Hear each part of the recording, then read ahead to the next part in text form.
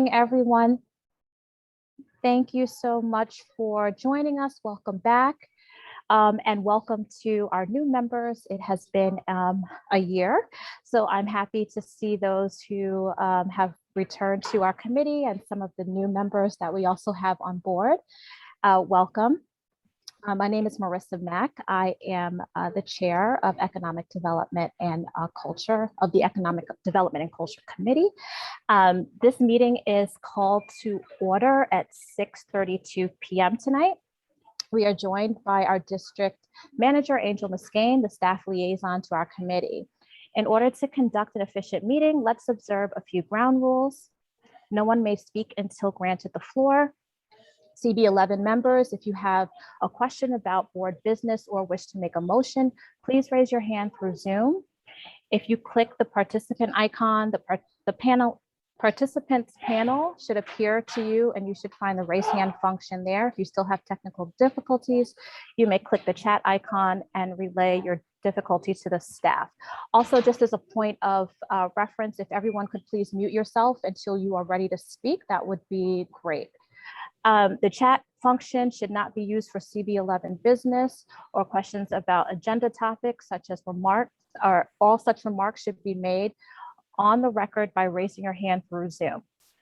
Chat should only be used to alert us to any technical difficulties you are having or to state in writing information like an email address that was already stated out loud on the recording during the meeting. When a member is given the floor to speak, I will identify you and you can unmute yourself so that you can speak. Please keep your questions and comments succinct and germane to the discussion. Members of the public, if you have a question or comment about the subject on the agenda, please raise your hand through Zoom and wait to be recognized. Now we will take attendance by roll call. And please excuse me this evening, this is not the norm. I am taking this call from the airport. I had a death in the family. But for those that are visiting and new members, this is obviously not the normal protocol for us, but please be patient with me. I'll be in and out of mute this evening. Thank you. Angel, if you could proceed with roll call, that would be great. Certainly. Adem Briha. Here. Eva Chen. Here. James Horton. Here. Marissa Mack. Here. Giselle, thank you. Giselle Malave. Here. Thank you. Jennifer Meyer. Here. Roberto Perez. Juan Sanders. Finney Torres. Jenny Tromsky.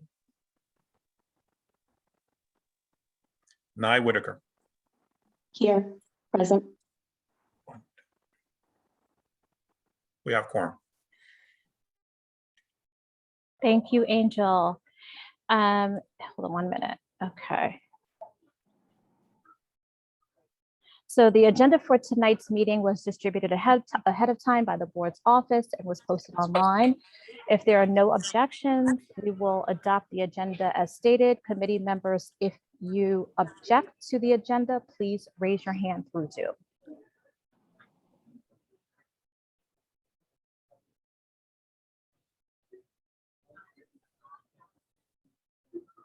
Okay, seeing no hands. The agenda for tonight's meeting is adopted. So we will have minutes to approve at our next meeting. So we are going to skip down now to announcements. So the first announcement that I have is, first of all, welcome to all of our new members. Again, just thank you for coming on board, and thank you and welcome back to our existing committee members. We have a lot to do this year. There's a lot on the plate for this community, and I'm sure there are a lot of different ways that I will be asking for you all to be involved and to really serve. This is a working committee. And not to say that all committees aren't, but everyone will be tasked with working on something for the year, as we did last year.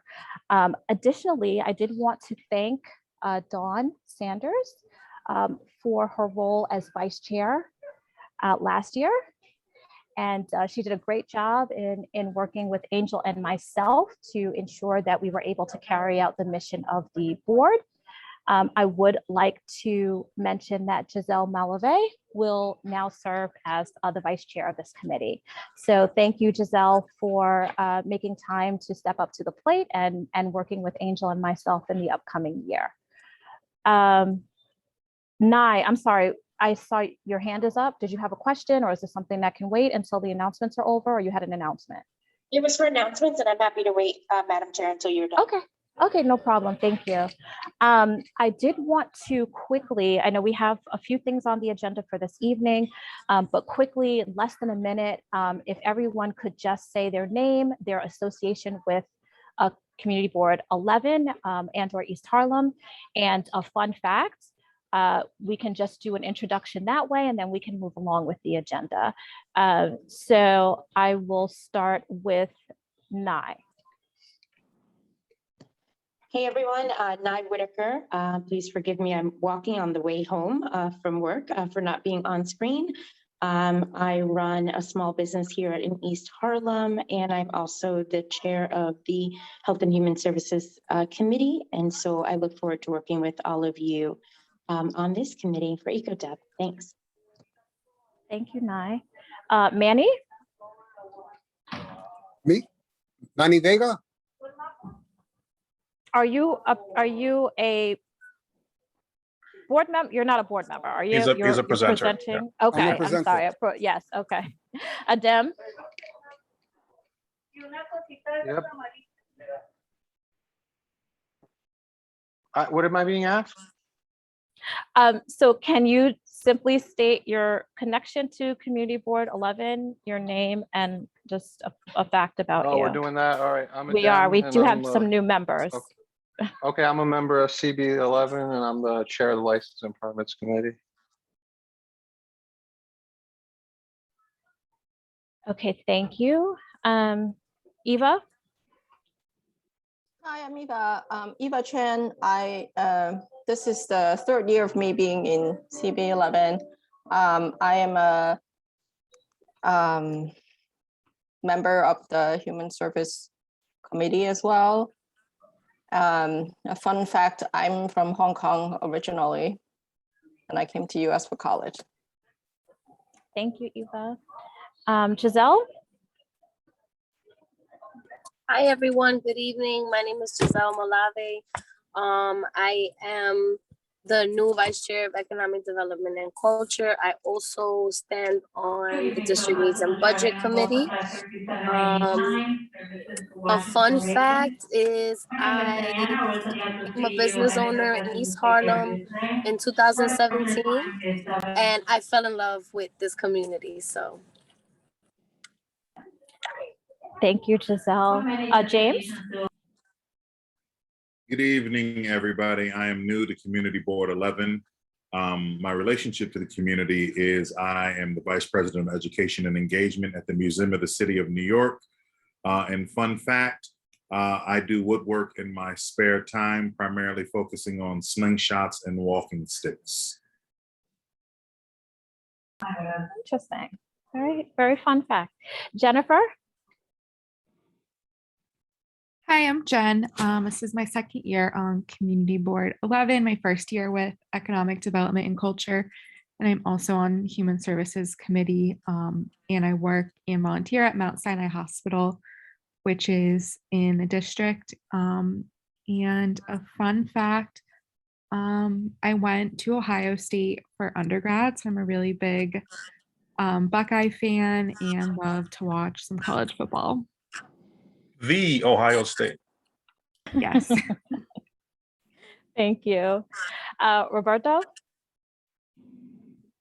Hello, how's it going? My name is Robert Perez. My apologies that I can't show my face at the moment, but I am a member of the community. I've pretty much been here my whole life. And a fun fact about me is that I played semi-pro baseball, and my baseball career started in East Harlem. Great, thank you for sharing. Is there anyone that I missed that is actually new to the committee and or was on the committee last year? Is Jenny Tromsky, is she on? No, She is not on. not. Okay. All right, great. Nye, if you, I'm sorry, Nye, if you would like to go ahead with the announcement that you have.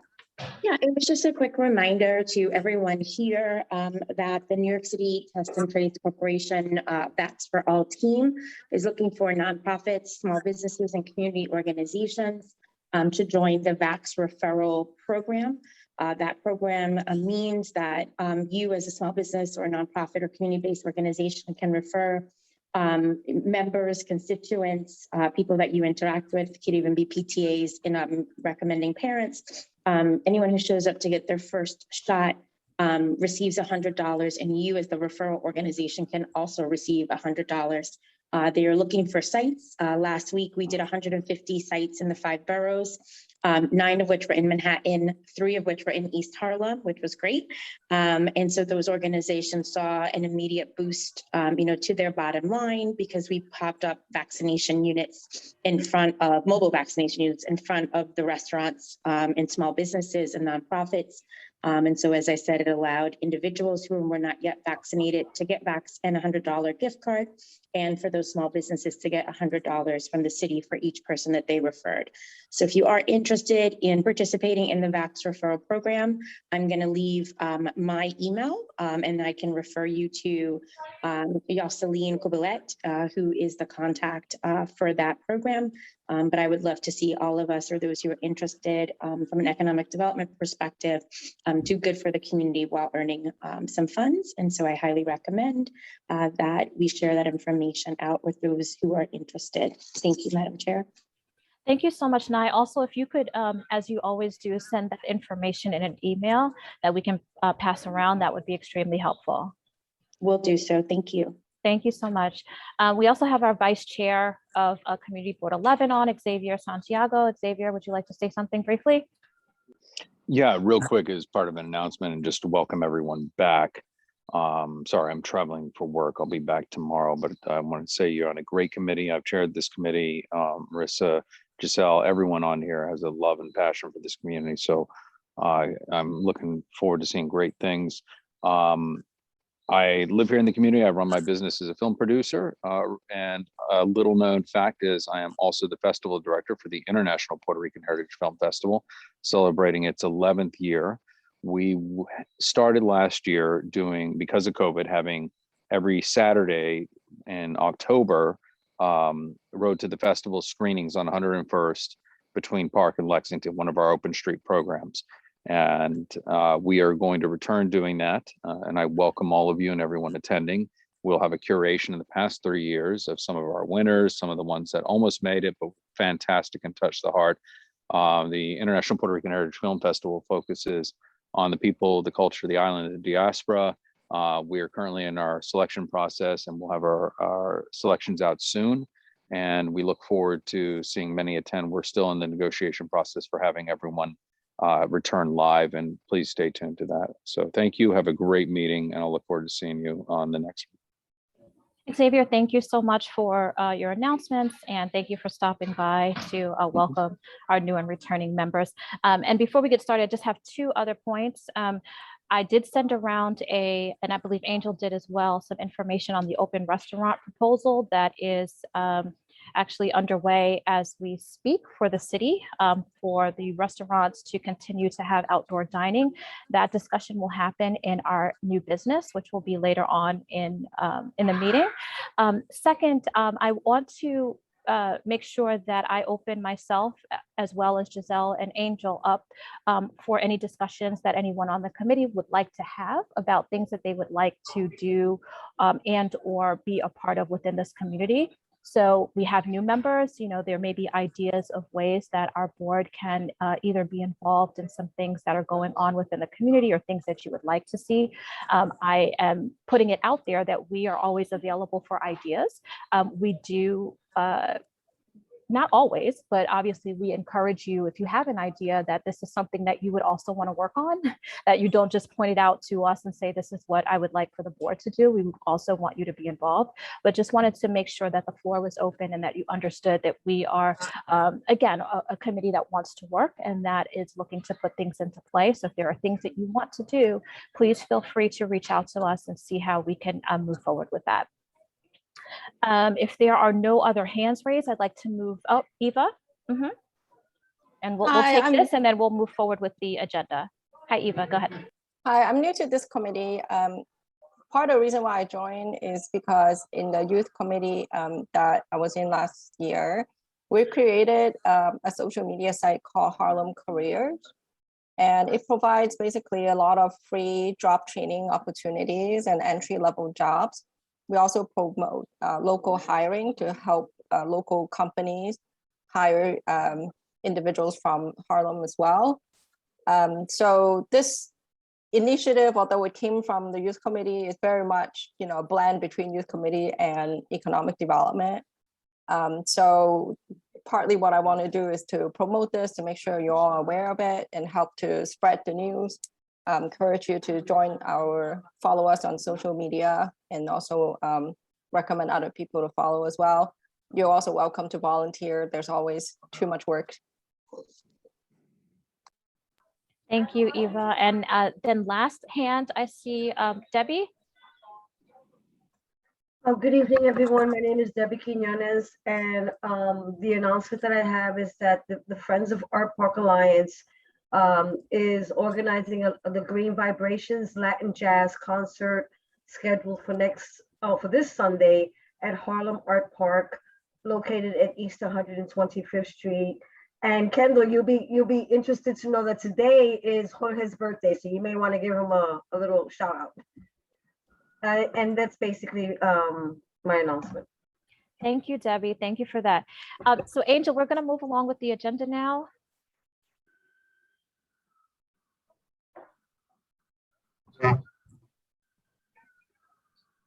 Okay, so Carrie, are you on? Hi. Hi, how are you? Hello. Thank you so much. Do you want to say anything before I talk or go? The floor is yours. Oh, thank you, ma'am. Thank you, Madam Chair. My name is Carrie King. I'm the director of Uptown Grand Central. For those of you who don't know, we're a nonprofit that works along, especially the East 125th Street corridor. And we partner across East Harlem with our small businesses and stakeholders across the neighborhood. Our updates since the last meeting, I was making my list, Marissa, trying to think, what do I need to tell the committee since the last time I was here? Many of you know that over the course of the end of the spring and the summer, we did the Grand Scale Mural Project, which we had more than 100 artists, maybe something like 120 artists, paint more than half a mile of murals along East 125th Street, 124th Street, Lexington 3rd, and Park Avenues, which was a great undertaking, and just makes me feel happy every time I walk down the street. So we're so pleased to be able to do that. Also, we were able to sponsor Back to Business walks. There's a walking group that comes out of the Girl Trek movement that you might have heard of them. And they did about 2 solid months of walking to different businesses and spending money in those businesses. And then also, as Xavier mentioned, we sponsor the Open Street at 101st Street and have been doing that. I think we're up to like our 50th day doing it since May, every Friday, Saturday, and Sunday. And that's kind of in terms of clusters of restaurants, that's one of the largest clusters of restaurants in East Harlem. So we've been able to support about 10 different businesses around there with programming and trying to get people to come. We had a big stoop sale just a few weeks ago where all the residents of 101st between Lex and Park came out and sold whatever they had in their house they wanted to get rid of. As Xavier mentioned, we're going to have movie nights coming up.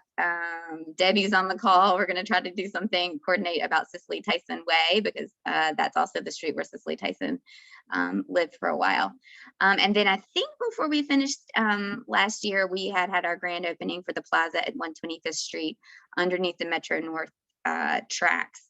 And so the plaza has been under construction for about 2 years, but recently reopened. And so now we have the space underneath the Metro North from 124th to 125th. So that's been interesting to program. I can go into more depth later, but it's nice to have the space. And so just as a preview for things that is going to be coming up after the grand scale project, the Association for a Better New York, also known as ABNY, tapped us for a program that you're probably going to see roll out in the media in the next few days, where they selected different organizations in different neighborhoods to create art regarding the recovery from the pandemic. So we've got 5 more artists who are doing more art projects along the corridor. So when you walk down East 125th Street, you're just going to be slammed with art. You cannot turn your head without seeing some kind of art. And then building on the back to business walks, we're going to be doing some back to business bike rides along with some bike planning, bike infrastructure planning. Giselle's on the call, and we're going to talk about figure out ways to get more bike racks installed in front of businesses that want them. And then we may be having the second open street. Last year we also sponsored an open street on Pleasant Avenue, so that's in the works. And then also the New York City Cleanup Corps. So you guys might have heard about that, but in the spring, Mayor de Blasio announced that they were going to hire 10,000 people to clean the streets, paid for by the city. And that has taken, as you can imagine, a long time for the city to roll out. But thanks to our partners that power our clean team, Positive Workforce, we've been able to hire 30 new people. They're gonna be stationed along East 125th Street. And so if 30 people cannot clean East 125th Street, swear to God, I'm throwing in the towel. But but so that they just had their first training, and so they're going to be cleaning. They're already out there 6 a.m. to 10 p.m. 7 days a week. But now we'll just have more backup and more coverage, which is a super thing. So those are my updates. I also wanted to mention in terms of business, we can get into lots of conversations about Key to NYC and how it's affecting the businesses. As you know, the commercial eviction moratorium is continuing, but there's a lot of issues regarding rent. As Marissa mentioned, the open restaurants. So there's a lot of challenges for the businesses, but my last shout out is to Eva, who's also on the screen, because one of our challenges in doing business outreach, both for Union Settlement, Jackie, I'm speaking for you, but you can also say, has been doing outreach to businesses of Asian heritage that speak Mandarin, Cantonese, any language other than English and Spanish. And so Eva very kindly volunteered to help. We created an Asian business database, and she's gotten volunteers to come. We've walked door to door and have been getting good responses, including some new businesses to apply for the East Harlem Small Business Grant before that grant expired. So we've got a database. I don't know if you want to drop it in the chat, Eva, but we're continuing to build that out. And there's an Asian Partners group that is meeting monthly. So if you know of people who can volunteer and have language skills, to do outreach to the businesses, we're just trying to build. It takes a long time to build the trust of a business because you've always got people like going to sell them all kind of scams, and this is a group that's never been connected in any way other than really oriented toward Chinatown. So we're trying to build a little bit of a homegrown network here. So Eva, thank you. Thank you, Eva, and thank you, Carrie, for the update. You are continuing to do great work. 125th Street is looking great. The artwork that's gone up over the summer was amazing. And it's nice to have that as a staple there. And then obviously continuing with the cleanup of the community, that's something that's continuously needed. So great to see that you guys have been able to secure some additional funding for that to continue your mission.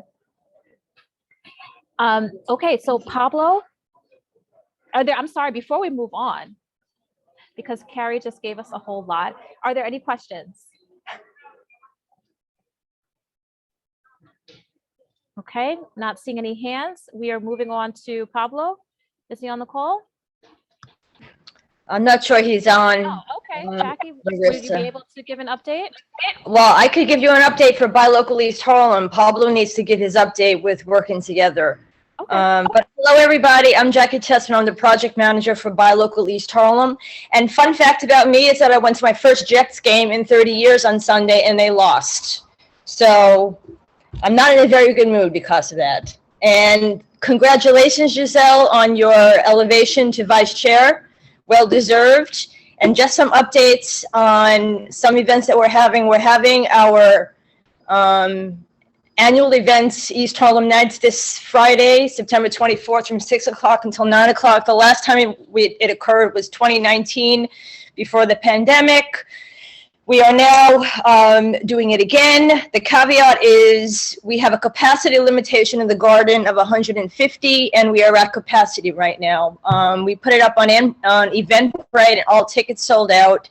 And we have a separate guest list. But if you did want to attend, you know, depending on who was coming and who was going, we got to let people in as people leave. So if you did want to attend, you would probably have to wait online. I'll put the link to the Eventbrite in the chat, but just know that there are no tickets left. And just a little overview of it, we're going to have Afro-Dominicano playing. We have about 20 vendors that are going to be there.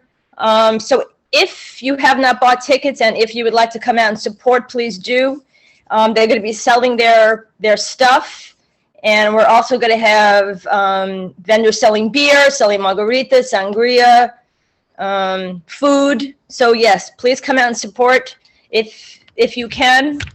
And that's it. We're having our next cash mob at Cafe Oyin on 108th Street on October 10th, which is a Sunday at 1 o'clock. And it's being co-sponsored by Redeemer East Harlem, a local church in East Harlem.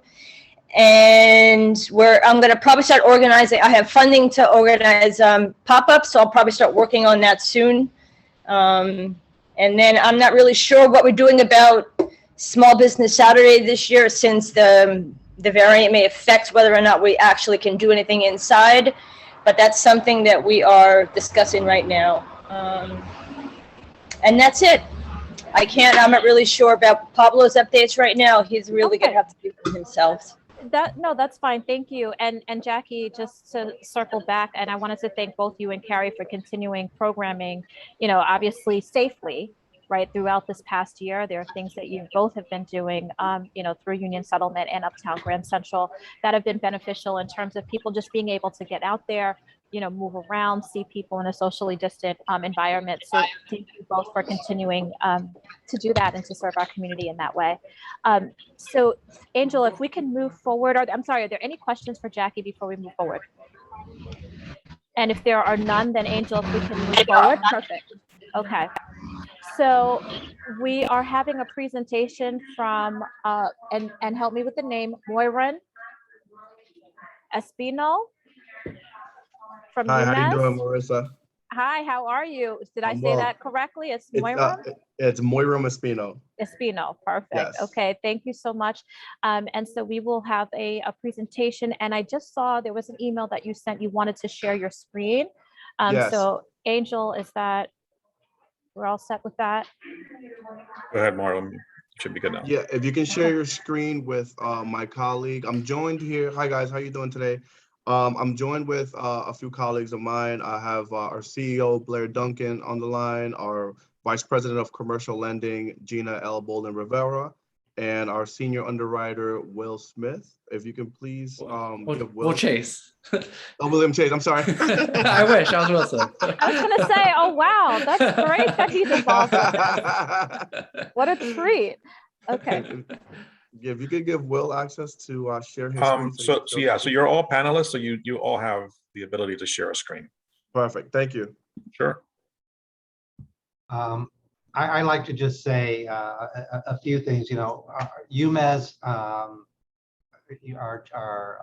board member is Nilsa Arama, who is the board chair of CB11. So I know she's not able to be here today, but hopefully, you know, she is able to keep you informed in terms of some of the activities at UMass.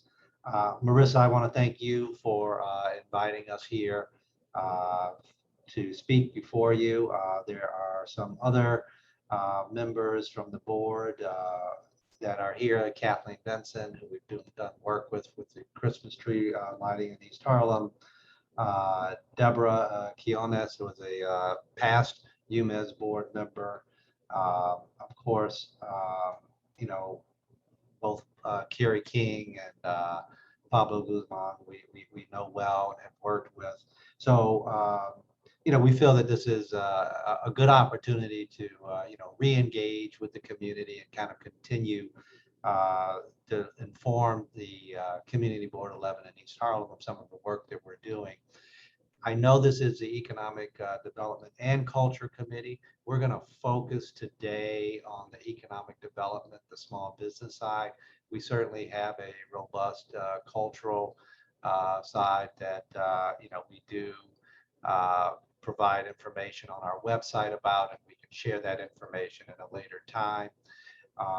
But we wanted to really just give you a sense of some of the activities we're doing, some of the new products that we have for small businesses, and in particular, one of our microloan programs that we have that actually the first 3 borrowers out the gate involved in East Harlem community borrowers. But I'd like to turn this over to Will, but as Moram mentioned, you have 4 members of the UMass team here, starting with Gina Bolden Rivera, who's a senior vice president, Will, senior underwriting, and Moram, who's our business development officer. So I'm going to stop there and let everyone listen to what Will provides in terms of background about the products that we offer. So thank you. Hey everyone, again, my name is Will Chase. I'm the senior underwriter here at UMass. I am just going to go over a couple of the products that we have available. I know some of this can be a little dense, so feel free to interrupt and feel free to reach out to us if you have any questions. We're here to listen and to help the community. So just a couple for our small businesses, we have one, as Blair mentioned, the hybrid microloan program. This is a new program that we released last year in response to the COVID epidemic.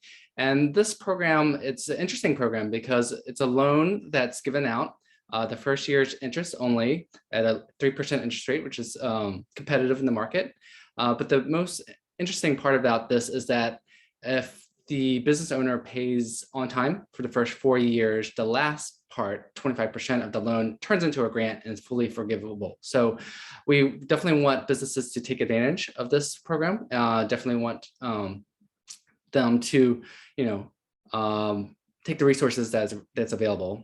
In addition, we have a term loan, which most likely is used for expansions or big commercial improvements, capital improvements. The loan for this can be up to $250,000. We've issued a couple of loans this year for the term loan, but these are much bigger projects for businesses. And then lastly, we have a line of credit. This is the most flexible of all of our products as far as our small business loans are concerned. This basically can be used for any source, almost any use that's not, a big capital project. It can be pulled out at any point, and the term is a short term for 1 year. So in addition to all of these products, we try our best to combine it with any available grants that are available. Right now, the funds are available for the small business, the SBS, which is a grant that will reduce the commercial business loan interest rate to 0. So we've, these are based on the funds available for issued by the city. But in any case, we try to combine our UMass resources with any resources that we see that the city offers. In addition to that, we have, I just also want to mention that we also have a Spanish speaker at UMass. So if any businesses are Spanish speaking, I know a lot applying for loans can be very difficult, even for native English speakers, but we have a Spanish speaker that can assist for our business loans. And lastly, we have a real estate fast track program. This is for emerging developers, targeting minority developers in the Upper Manhattan area. And these are for real estate projects that are basically it funds the pre-development costs. So appraisals, anything from site inspections, things like that, basically to get the ground started, because I know for a lot of these emerging developers, that's the hardest part for them to get funded. But in general, we have all these products, and we're definitely here to help. So feel free to reach out to us if you have any questions, or if you know of any businesses. We definitely would, we're here to help do outreach to the community. So if you know of any businesses that are in need, or even just to see what what their needs are, we're here to listen. Well, thank you so much, William, and Blair. Thank you for the kind words before the presentation began. I just have a few questions for you regarding the program. So regarding the application process, what are some of the parameters that are required for applicants, right? So do they need to have been in business prior to 2019? Do they need a number of staff members to be applicable, for the application? What are some of the parameters for these loans? Yeah, sure. So some of the parameters are a little different for each type of loan, but I'll go by the hybrid microloan program because that's probably the most that relates to the current, I guess, environment right now. But some of the parameters we have on our website, which I can point you to, we have the exact parameters, but just some of the overviews is that they do have to be in business of 24 months prior to the application. We really want to help businesses that are really struggling, not new businesses that are starting up. So they do have to be in business for at least 24 months. Also, these are businesses that have to have at least $100,000 in revenue. So we're targeting small businesses, but not like businesses that are just getting started. So they also have to have a commercial lease. So they can't be remote businesses as far as something like a remote online store. It has to have a commercial lease. Whether that's a storefront or like a 5th floor lease on a commercial building, that all qualifies, but it does have to have some kind of lease physical presence within Upper Manhattan. Okay, great. And again, apologies for the background noise. I did just have one other question in regards to the turnaround time for the application. And I'm glad to hear that you are partnering with other grants that are available, so that businesses are not taking on this extra cost, right, for these loans. But in regards to the turnaround time for the application, receiving these funds, what does that look like for businesses? Yeah, so the turnaround time varies, but for the hybrid microloan program, we try to turn it around as long as the applicant will submit the correct information to the approval process. It probably takes about 4 weeks. There's a closing process which takes a couple more weeks, but from beginning to finish, as long as the applicant, or if we receive the correct information, probably 4 to 6 weeks is probably the average for the hybrid microloan program. The term loan and line of credit are a little bit different because some of these, especially for the term loan, the projects can be much bigger in scale, so they can be a little more complicated, and the timeline can be a little longer for that one. Okay, and I'm sorry, I just do have one more question that I just have to get in here. Is there any, I guess, are there any parameters around what the funds can be used for, right? So that we have a lot of businesses now that might need funding for specific things, whether it's for help with paying for rent, right? If they are a business that is a brick-backed business, but are there specific costs that cannot be, or this fund cannot be allocated towards for businesses?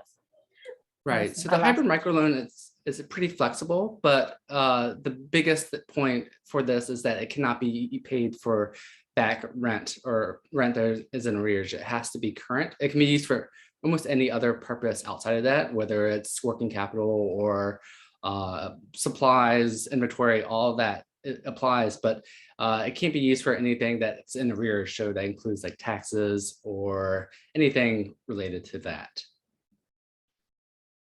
The only thing I'll add is that we will look at, the only thing that I'll add is that recently we've decided to consider loans that where the owner is in arrears and has an agreement with the landlord. Previously, we wouldn't deal with any buildings that had arrears, but within the last 2 months, we decided to accept applications from those borrowers and businesses that have arrears and have worked out an agreement. So although our funds cannot be used for it, we will consider assisting those businesses on other types of needs. And that Yeah, we business, know a lot. that business would need to show that agreement, present that before moving forward. Well, they would submit it with the rest of the application, or if we could start the application with that, but that it will be a criteria that impacts the approval. So if they don't have it, but they in writing yet, but they do have a verbal, we could look at the rest of the application. However, by the time we get to submit it for approval, we would have to have confirmation that they have it. Okay, great. Thank you so much. Thank you for answering that. And I see 2 other hands. So I'm going to go to Giselle and then Eva. Good evening, everyone. Thank you, William. I have one question. I wanted to know if you're able to share some type of data with us in terms of how many businesses in East Harlem specifically have one, applied to one or any of these loans, and 2, have actually, been approved. Yeah, so I don't have the exact figures, but the concentration of businesses, I mean, these loans all of our products are open up to entire Upper Manhattan from, Inwood down to East Harlem East. But in general, I would say, and this is just going off the cuff of what I can remember, probably 80%, 75% of the loans have been concentrated in East Harlem just by chance. So as far as the number that have applied, we've had a lot of businesses inquire. Maybe it hasn't been right for them for any particular reason, but all the businesses that have submitted the information and meet the qualifications as far as having a storefront or having the requirements for the revenues, all of them have gotten approved for this loan. And we can get that, over the last couple of years, we can provide some information to you. I mean, anecdotally, as William, Will said, that the 3 hybrid microloans that we've closed have all been in East Harlem. There have been a couple other term loans, a daycare center, Picadillas, which received funding from UMES as well. And we'll have to look through the other data, but we can send that over to Marissa Mack, and you can have a look at that. And we're encouraging. I mean, the good thing is that the small businesses that we're working with, that we're closing loans with, we're actually asking them to let other businesses know that what's available. And we've actually had referrals from some of those micro lenders, micro borrowers, to refer us to other borrowers, and we're kind of working through that. We certainly work with Union Settlement, with Pablo, to get the word out in terms of, and we've actually had some referrals on those products. So we encourage people to find out, particularly on the micro loan program, because as Will said, this is a program that essentially 25% of that loan, up to $50,000 loan, 25% for a qualifying borrower gets written off, and effectively it's a grant. And we add on that we are partnering with SBS to pay the interest. So this is a 0 interest loan that also has effectively 0 interest as long as the SBS funds remain, and 25% of that loan balance gets written off. So we actually want to find more borrowers that fit the bill, and we're happy to find that we found 3 in East Harlem, all of which I believe received $50,000, if I'm not incorrect. And that's the kind of thing we want to do, and that's why we're talking to you guys here today. I think the Only goal thing with I'd like that to too. just add, oh, I'm sorry. No, go ahead, Gina, it's fine. The only thing I'd like to just say is that the hybrid loan program is a brand new program. And in order to do the 3 loans that we did here, we went back and revised the program twice. We think it's very important to assist businesses during these critical times. And so we want the product to work within our prudence, needless to say. We have to be fiscally responsible, but we're trying to be as flexible, particularly with the hybrid microloan program, as possible. And so we encourage any businesses that have questions or special needs to give us a call, and by all means, they will get our attention and we will try to assist them. I think one thing too that you may, and this just throwing it out here, and Eva, I'll get you in just 1 minute. I just wanted to make the statement, is that again, I'm not a small business, but hearing from some of the small businesses, you know, the loan portion is something that's kind of like a hesitancy. But with this, it seems like there's, well, not it seems, there is a way to ensure that the majority of this can be forgiven, right? So I think leading with that and knowing that, look, yes, this is a small business loan, but here are some ways to reduce that loan amount and or partner with other things to ensure that this doesn't turn into a loan, right? Like it's really a loan only if you don't do certain things, right? Or if you don't try to partner or get in some additional, connections with possible grant funding. So I think that might be something that could help in terms of, marketing out or letting people know that, yes, there's loan is in the title, but there are ways to reduce what your outstanding would be, right? Because businesses are already sinking and, so just sharing that. Eva, please. Yes, not surprisingly, my question is about the Asian businesses. It surprised me how many of the owners don't speak English. So my question is, have you worked with Asian-owned businesses in Harlem before? And if there isn't a person with the language skill that can help them, where do you tend to refer these clients? So I'll speak to that. The short answer is that we have not, and I'm just thinking through the last couple of years, in terms of Asian borrowers, we don't have the capability for translation. We're pleased that we do have at least one other language, that's Spanish with more of them. But that's something to, if there's a large number, and you may know, or we can, certainly with SBS, try to see who would be a translator. We don't have capacity to bring on someone to do that, but we would be certainly looking and open to working with someone who can provide those translation services to make businesses eligible for this type of product. So I don't know if there's a separate community within East Harlem, separate association, or how is that structure of Asian business owners organized, if at all. But we're more than willing to do that outreach, because what we're looking for are small businesses in East Harlem, Washington Heights, Inwood, Central Harlem, and West Harlem. Yeah, I'm happy to work with you. If you need volunteers, I guess I can volunteer. I work in a bank for 21 years. But I'm trying to reach out to Asian organizations, say those in Chinatown and Flushing, to find people who can help with translation. Right.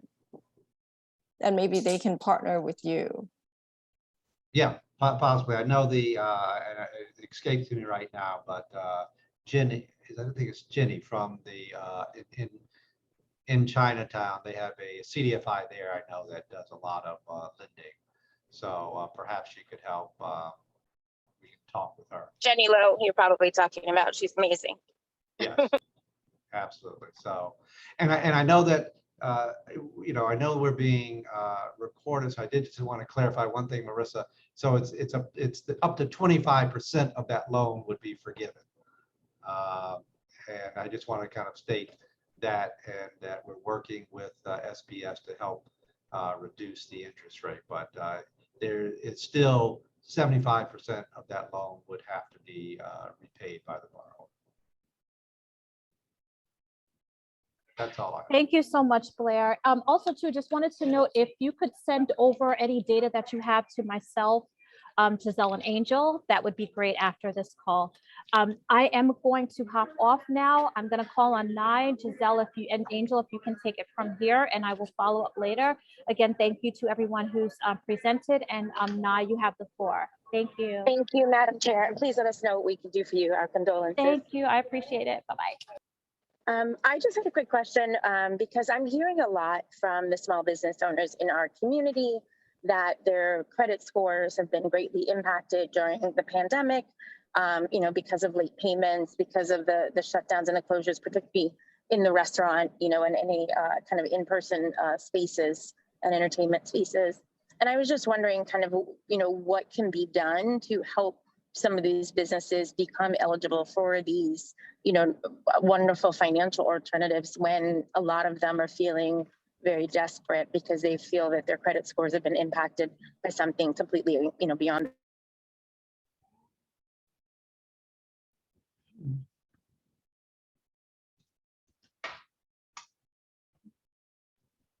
Did you finish it? Was that the, okay? At the end? It stopped a little abruptly, but if the question was, what can small businesses do that have adverse credit scores to make themselves available, make some of the products available to them. So, you know, it's something we're aware of. I mean, what we did is, you know, as Gina mentioned, in terms of structuring the most accessible point of entry, which is the micro loan program, was to have that credit score at 580. That's kind of the cutoff. We feel that that's very accommodating, much more so than a lot of other community development financial institutions. I think that the issue would be for us to say that, you know, to try to identify organizations who could help some of those borrowers with credit rebuild. But you know, for us, there is an element of prudent lending, and we're trying to be flexible as we can. We recognize we won't, you know, we can't be all things to all people, but we believe that the point of entry that we're trying to create, and as Gina mentioned, kind of the feedback that we receive helps us shape and make this program more accessible. So I don't know if Gina, you want to add anything? You know, I hear what you're saying. You know, one of the things that we try to do is really to recognize that, you know, and this is why we look at some of the 2019, you know, income numbers, because we know that that's pre-pandemic. And that's a way to accommodate the downturn that businesses have experienced.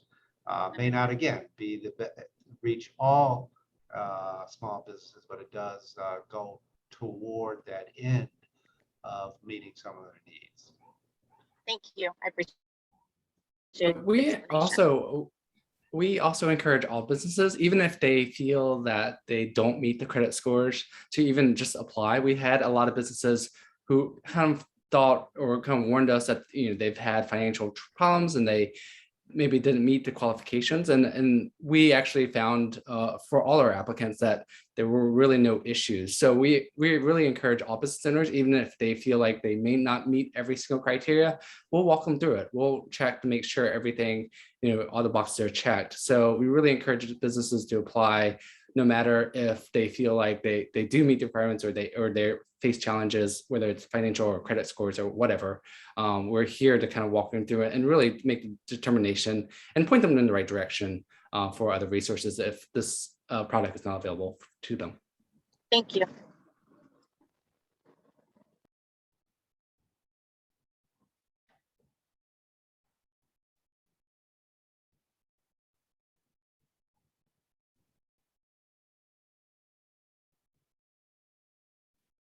I think Giselle dropped off.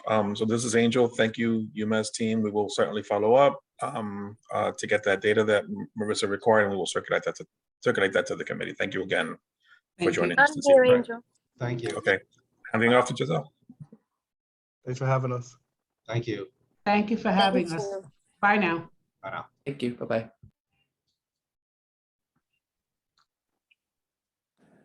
Okay. Our next discussion and presentation would be Percent for Art. And I would like to introduce, I believe, the first speaker, Kendall. Is that Henry? Kendall Henry from the Department of Cultural Affairs. Yes, it is. But I also want to introduce my colleague who you could share the screen with, David Mandel, who will be doing the presentation.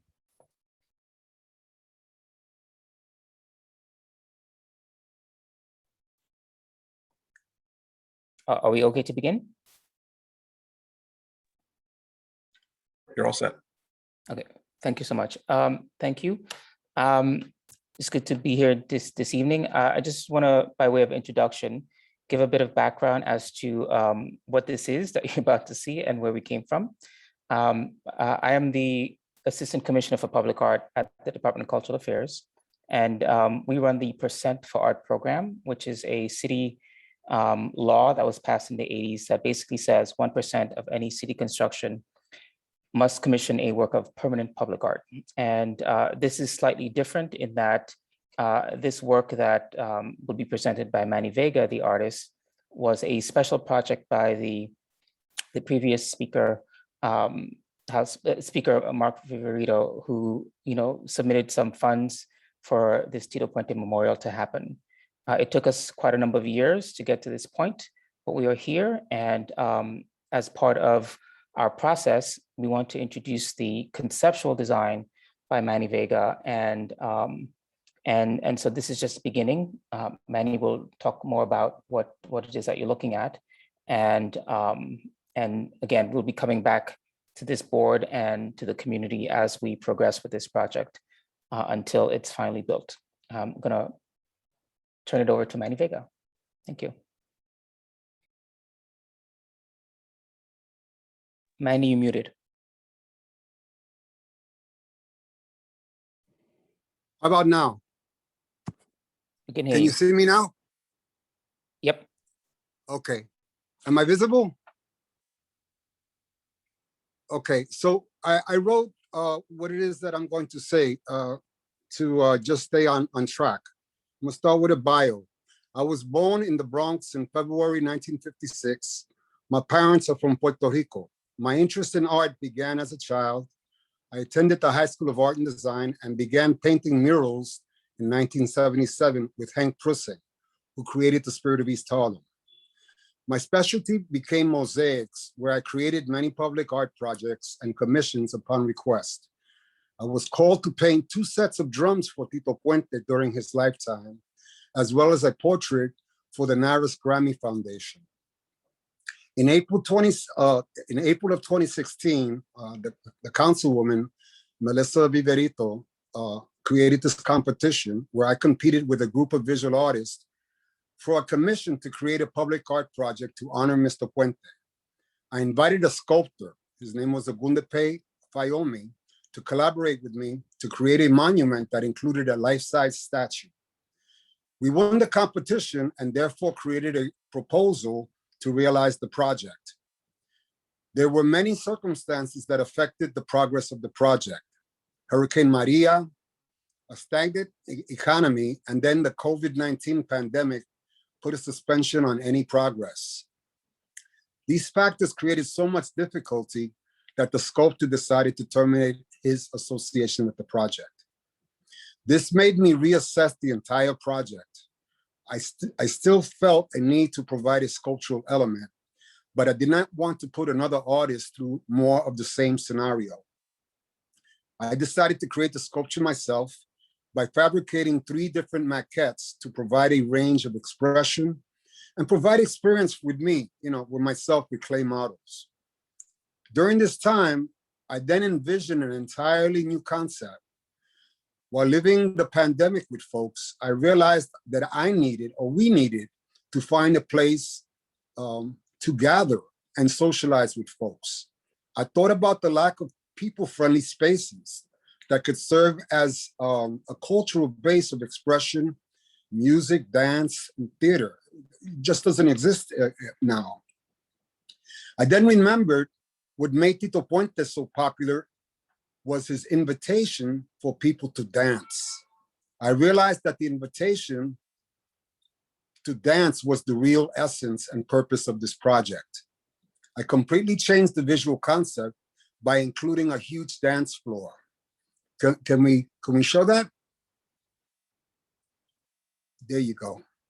With a mosaic mural embedded on the surface, a series of pillars and suspended walls with mural depictions of the history of the mambo and its origins. A seating arrangement within the pillars and dance floor that welcome social gatherings and spontaneous performances from folks. The life-size statue of Tito playing his timbales, standing on a pedestal within the dance floor to give us a vivid impression that he's still with us, playing timbales for us. The new concept is very different from the initial design because it welcomes the spectator to complete the art with their own personal interaction by socializing, dancing, and celebrating within the monument.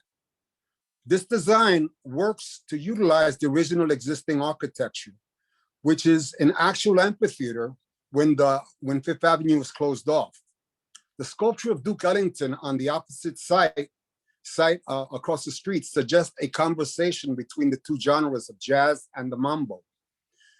A cultural and intellectual dialogue is visually established with this. The two monuments together will make this location a very special point of cultural identity for both Harlem and East Harlem, stimulating more activity for local businesses and the residents that live there. For the local residents, this project will serve to encourage people to recognize themselves as living contributions with their personal stories, their dance moves, and sharing with younger generations all that has blossomed from this association with Tito Puente.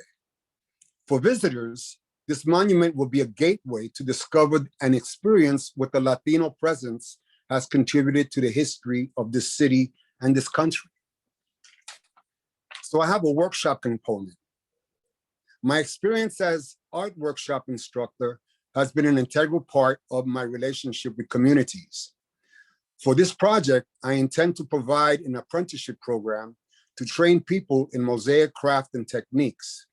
This will provide the program with a crew of artisans to create the monument. I will also work with professional mosaicists to fabricate the designs, just to go assure like high quality in the craftsmanship. A storefront space will be available for this with a location just a few blocks away from the site of the monument, providing more creative activity in East Harlem. I intend to invite local residents for these workshops to allow for folks to have more personal association with the monument, as well as have more experience with creative expression. Here's my intent. With this monument, my real intention is to provide for the purpose of Tito's legacy of joy to the world to continue into future generations. It's all about joy. The portrayals of our joy invokes and provides even more living joy in the moment. I know what I have lived and learned from my life here in New York City. The joy that Tito has gifted the city and the world is timeless. This public art monument will be a timeless invitation for everyone to be joyful and loving of ourselves and this precious life that we live here and now in our New York City, in our America, thanks to our Mambo King, Tito Puente. That's my pitch. And these are the maquettes that I'm working on at home. I got so much Tito that he's paying rent in my house.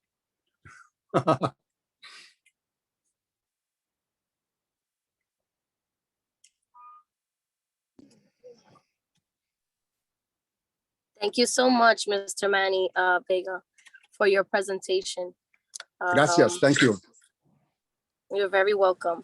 I think I could speak for all of us when I say your art is very unique, and we're excited to see the finished product.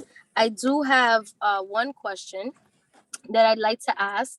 How can we, as the members of economic development, how can we help you? I would say spread the word, or just get the word out to the residents of East Harlem, in terms of like even owners, us as residents. How can we help you kind of spread the word on this upcoming event? Good. I was waiting for that question. I had the ideal invitation, whereas on October 11th, I requested the use of the main salon at Art Space, PS 109, which is the heart of East Harlem, where I'm going to literally, together with the Department of Cultural Affairs and Art Space, unveil this maquette and all the artwork that I used to create it to the general public. I'm gonna have an event on Columbus Day, October 11th, right under everybody's nose, from 6 to 9, where I welcome everyone to literally, see the project and offer not only their opinion, but celebrate it, because I'm going to have a live band playing music to remind people that this is all about dancing and celebrating, and hopefully entice possible funders to help contribute to the funding of the project, because that's part of the purpose of separating this date. But it's also for folks like yourself from the community board and Empowerment Zone and UMES to be present and to actually, see yourselves where you can support the project as well. Because this project is literally a collaboration, which is what I promised when I won the competition. I offered everyone to chip in their ideas, their opinions, their gossip, whatever it took to create the project. And this is where we're at, despite all the hardships. I'm not going to spend any energy talking about the hardships. The ship is going forward, okay? So please separate that date, October 11th, which is maybe 3 weeks away, less than 3 weeks away. And again, it's the opportunity to present this to the press and to the community and to the world at large. And hopefully we will find the financial support that we need, because up to now, everyone who sees it is very excited and very enthusiastic. They recognize that this is absolutely what is appropriate for us and what we need to, to be who we really are, which are celebratory, rich people, okay? I know I'm long-winded. Does that answer your question? Thank you so much. And if anyone else has any questions. So was I able to answer your question? Yes, you were, Mr. Vega. Thank you. Okay, good, good.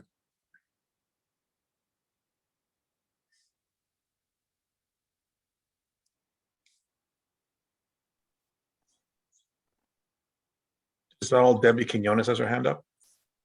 Hi, Manny. Hi, Debbie. How are you? I'm super excited that this is finally happening. As a former board member of Community 11, I have to say that this is something that is near and dear to our hearts. And as many people know or may not know, when Duke Ellington first came up, the statue, folks called for something for Tito. And it was almost as if, they wanted him to kind of stand as a guardian, facing off on Duke Ellington. And I was wondering, will the actual statue of Tito be on the floor lower, or is there a possibility of it being raised? I want him low because Tito was always close to people. Okay. I want him low because I want him to give the impression that he's literally playing for whoever's on the dance floor. I got that. Thank you for that. And the second thing that I wanted to talk about is the actual installation of this at that plaza. I know that there are some trees there that may impact the installation, and I'm hoping that is being taken into account. But I think that this is absolutely amazing. Manny, you have always been welcoming, and your process of inclusion is something that I, to this day, am still very grateful. Because you took a shirt that, a bird from my mom's t-shirt and put it in the mural on 106th Street. So whenever I pass it, I think about mommy. So I think that that's really something that is clearly important. And, the other thing is that, we always talk about claiming spaces and identifying spaces, and that's Froley Circle. And maybe that half of Froley Circle can be called Boogaloo Park, the running joke that you and I have about naming a park in East Harlem after Boogaloo. But, I think that this is something that is clearly important, and please do not hesitate to think about the Friends of Art Park as your friend. Thank you, Debbie. You can count on me.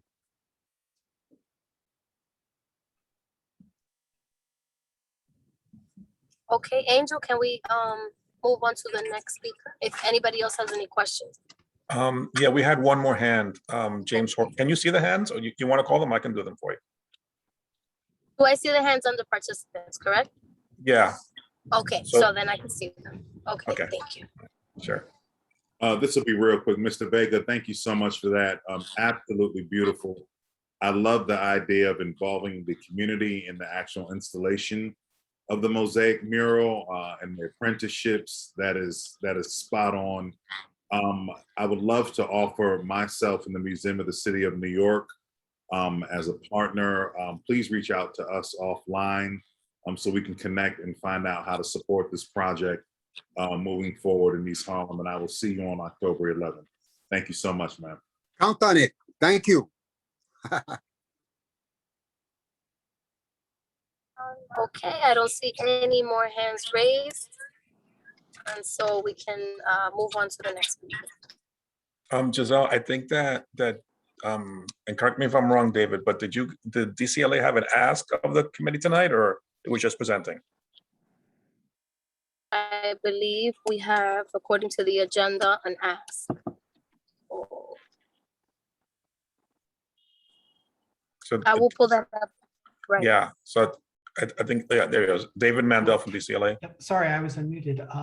That's just right. Typically, we encourage or would ask for a letter of support from the community board or from the committee on behalf of the community board, so that we can show the Public Design Commission that we came to you, kept you aware, and that you're supportive and excited about the upcoming project. So if that's possible, we would really appreciate it.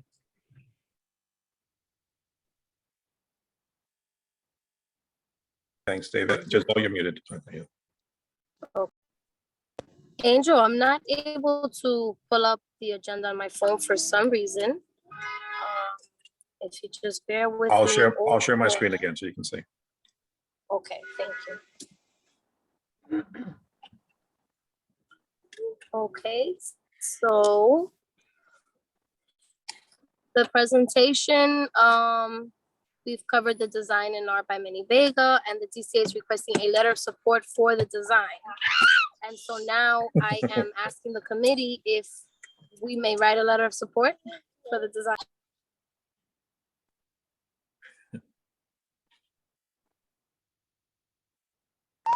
Angel, is that what I'm asking? Yes.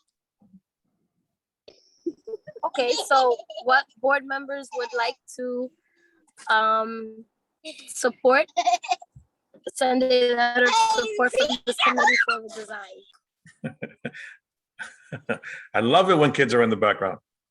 So sorry for the noise. It's so much better than boring me. Okay, well, I think we should. So I think Adem is raising his hand to make a motion. Yeah, Okay, I'll make a great. motion to support us writing a letter of support to the DCA for this project. Would anyone like to second that motion? I'll second that motion. This is James Horton. Okay, great. So do we, Angel, do we now put it in our type of language, or is that something that we can send via email to the committee and agree, or what's the Yeah, next step? it'll be a simple support letter, so we can do that after the fact. But we could do the roll call now on the motion that's on the floor if you'd like. Okay, so please, Angel, roll call. Sure. Adem Briha, Yes. Eva Chan, Yes. James Horton, Yes. Marissa has left, Giselle Malave, Yes. Jennifer Meyer, Yes. Roberto Perez, Yes. Dawn Sanders is absent, Vinnie Torres is absent, Jenny Tromsky, Yes. and Nye Whitaker. Nai had to jump off of the call, Angel. She sent me a letter in the chat. Okay, well, the motion passes. Okay, great. Thank you all. Thank you, everybody. God bless you all. Thank you too. You're very- Okay. Okay, if we can go to the next screen. We have third discussion for the evening is the public input survey for community district needs, results, insights, and recommendations. All right, so this is yeah, I'll do this part. I set the presentation up. Give me a second, and then we'll get started. Okay, thank you. Sure thing.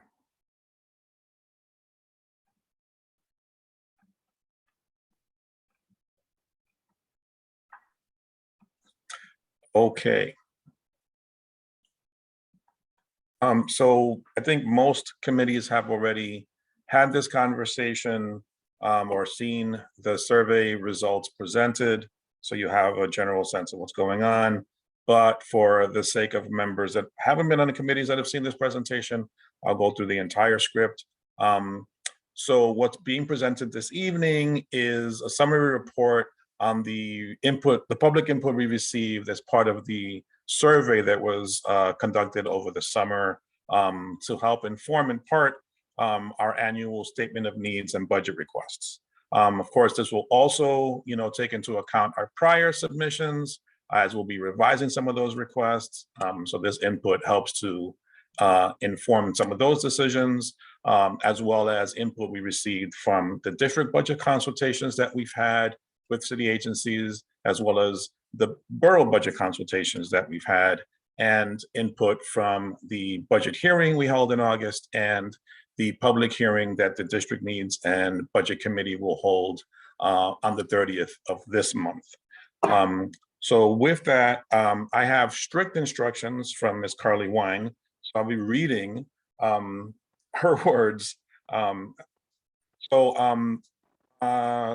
the agenda is, context and overview, goals, and then the policy areas that impact this particular committee. The policy areas as listed in the portal that OMB, the Office of Management and Budget, and the Department of City Planning have provided for community boards to participate in this process. That's why the survey was formulated the way it was. That's why the questions were written the way they were. It's to line up with that portal. I know this question comes up regularly.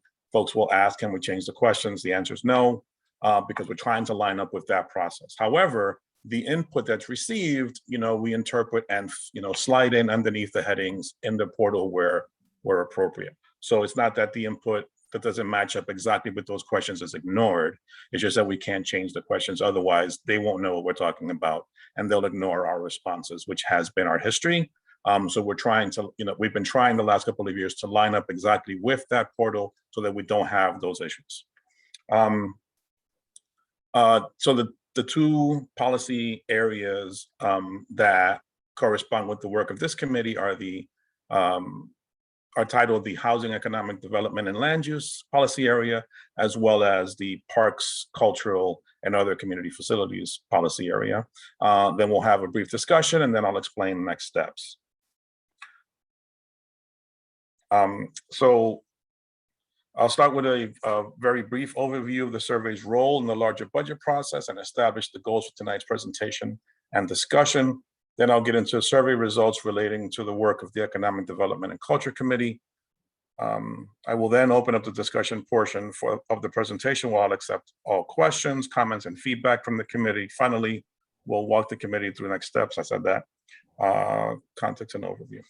For newer members and meeting attendees who might not be familiar with the city's budget process, community boards are given a broad range of responsibilities for advising the city about local budget needs and priorities.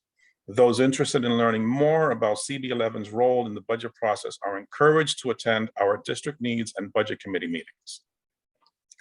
The public input survey is part of CB11's larger community engagement strategy for the annual Statement of District Needs and Budget Requests. This year, we collected survey responses from over a period of 2 months and received a total of 235 responses. Last year was the first year of this. We only had like 70 or so, so we're very encouraged that we were able to bump that number up over 200, and we imagine that, and it's our hope that next year, as people are more comfortable being outside, that number will really go through the roof. And we're very thankful for board members and community members that helped us with the outreach to get folks to participate in this survey, and we look forward to that continuing participation. We can only improve our results as we go along, but this is certainly a really good start.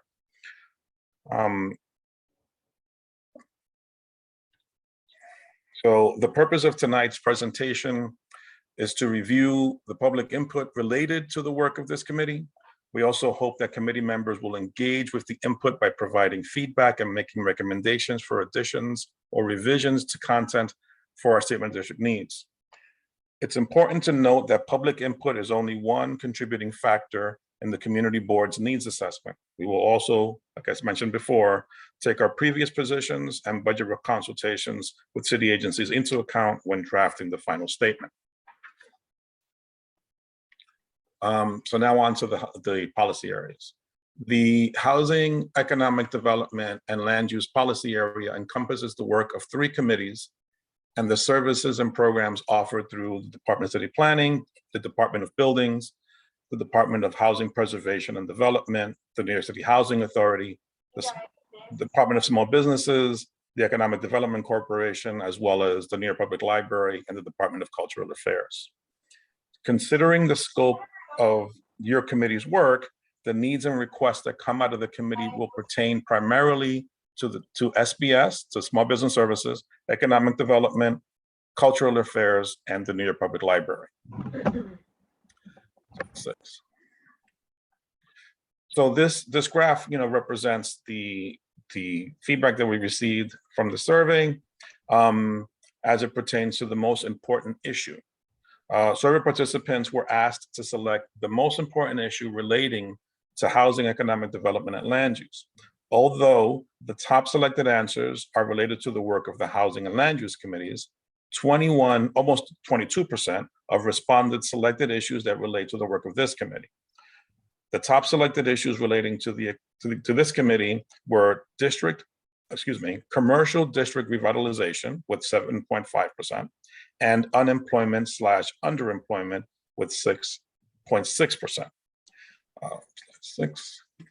Key insights for this committee. Survey respondents indicated the prevalence of unemployment and underemployment in East Harlem and highlighted the connection between unemployment and many of our district's other issues, namely homelessness, crime, and quality of life. Some respondents attributed the rate of unemployment and underemployment to the lack of local jobs offering living wages. Other respondents focus on the need for workforce development and job training, specifically for our youth and for our formerly incarcerated residents. Connecting these populations to high-paying jobs will reduce recidivism and keep youth occupied and off the streets. Excuse me. We saw a lot of responses highlighting the need for commercial district revitalization, citing the number of vacant storefronts and the negative street conditions of our larger commercial corridors. Some respondents actually attributed the vacant storefronts to the street conditions, stating that homelessness and mental health issues in our district inhibit both businesses from opening and staying open and patrons from visiting.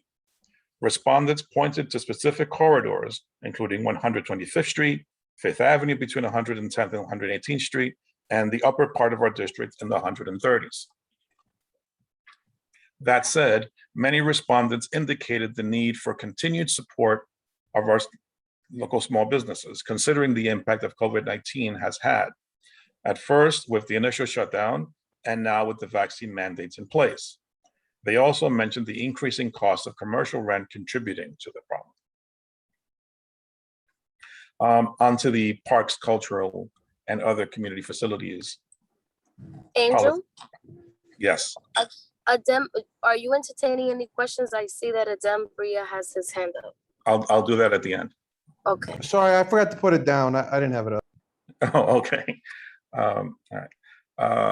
Yeah. So now we're moving into parks, culture, and other community facilities, which encompasses the work of two committees and the services and programs offered through New York City Parks Department, the New York Public Library, Department of Cultural Affairs, the Department of Citywide Administrative Services, and the Department of Information Technology. Do it. Considering the scope of our committee's work, the needs and requests that come out of this committee will pertain primarily to NYPL and DCLA. Once again, the top selected issues relating to parks, cultural, and other community facilities were not related to the work of this committee. However, 28.4% of the respondents did select a need covered, the need we cover as the most important issue. Specifically, 9.3% of respondents selected access to and quality of cultural programming, and 8.8% selected library facilities and access. Key insights for needs related to cultural services. Some respondents indicated a need to preserve the culture of El Barrio, especially considering the number of developments coming into the district and the rate of neighborhood change that comes along with it. Respondents also emphasized the importance of free cultural programming, both indoors in our cultural facilities and outdoors in our parks. There were quite a number of responses that expressed a need for better outreach for cultural programming. Either they hear about events at the last minute or after they happen, were some of the complaints. There were a few responses that indicated a need for additional support for our cultural institutions, namely the museums and various cultural organizations in our district. Needs related to library services. We saw a lot of responses about the importance of libraries in our district and the need to continue advocating for additional funding and resources for them. Respondents spoke about the role that libraries have played in their families' lives, how they promote a better quality of life and literacy rates in our district throughout access to technology and free programs and activities. We also heard about the impact of COVID-19 on library services, how many of our residents didn't have access to technology because of the closure of libraries. Finally, respondents detailed that where there's room for improvement. With the closure of the Aguilar Library, there was reduced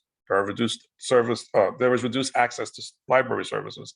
Residents also indicated that they'd like to see more libraries increase their hours of operation. There was also another response, specifically mentioned the library at 110th Street and its need for upgrades. That's the Aguilar Library. Okay, and now we move into discussion, and this is where, you know, we're looking for feedback from committee members as to, you know, the input that we received from this survey, and then other issues that weren't touched on in this summary. We'll be sharing, as we've been doing with all the committees, a copy of this presentation on the board's website, and then once all the reports are done, we'll be sharing a presentation that combines all of the different reports, and sharing that hopefully by Friday, if not by Monday of next week. So to start, I'll ask, you know, does the committee accept the public input as is for inclusion in the statement of needs? The other question is, are there other issues or needs that weren't mentioned? Did anything surprise you? Should the executive committee consider selecting a different issue to prioritize for either policy area? And lastly, does the committee have recommendations for resources to consider in the drafting of the statement of needs. One last thing before passing it over to you all. Keep in mind, this is the first part of the conversation. We will continue the conversation next month. So every answer doesn't have to be heard tonight, but we're certainly all ears. But don't feel that there isn't time for continuing conversation. So that's all I had to share for now, and then I'll wrap up with next steps after hearing from you all. And if you'd like, Giselle, I can call on folks as they raise their hands. Sure. I don't see any hands raised now. So I guess I'll start, Angel. I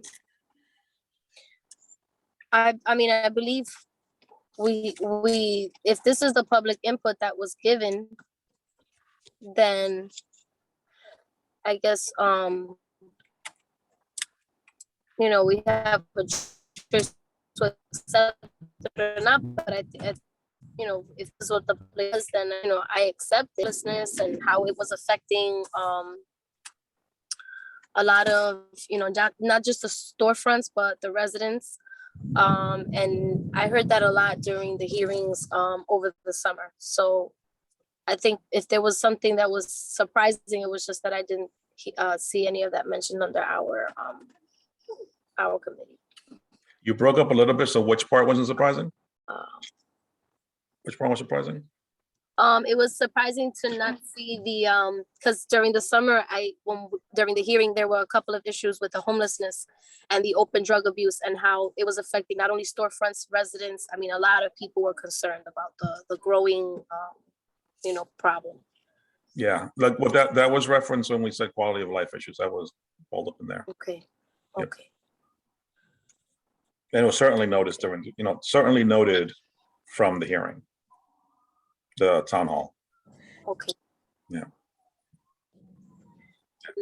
Okay, and then so is it possible that we can, like you said, since this is just the beginning of the discussion, is it possible that all of us as members, we can kind of email each other tonight and then I guess ask the question and everybody just input, you know, their in written form, just in case any ideas come after the meeting? Yeah, it would be more helpful to hear it tonight, but yes, you can certainly keep the conversation going after. Okay. Yeah. Okay, I see Debbie Quinones' hand raised. Thank you so much for this opportunity to share some observations. I have to say that I didn't participate in the public process, but doing work at Harlem Art Park, I definitely have to share that there has been an increase in quality of life, substance use, and we've been struggling with that. But the thing that comes to mind for me when we talk about the cultural preservation and the stabilization of cultural institutions like museums and cultural institutions, another thing that should be considered in this discussion is the development of cultural community street fairs and festivals, because that's something that's really important to kind of stabilizing a tourism infrastructure, right? And that's what we don't have. We really don't have, you know, tourism destination plans or statements or campaigns that will get people up here. And another block to or challenge to doing these types of things like a street fair, particularly, is the moratorium that has been placed since 2011 on multi-day street fairs. You know, and with the passing of folks like Edwin Marcial and Albert, I can't remember his name. He used to do the 106 the Pleasant Avenue Italian Festival.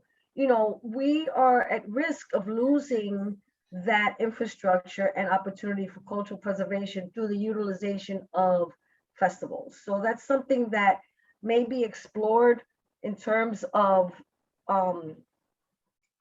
removing that challenge of multi-day festivals because of this moratorium that has been in place since 2011. The other thing is in terms of identifying how new galleries are coming into the community, there probably needs to be some kind of discussion about a survey of new art smaller galleries that are coming up into the neighborhood, because I know down on 121st Street, there's like 3 new galleries, but one of them is going out of business because of the lack of traffic.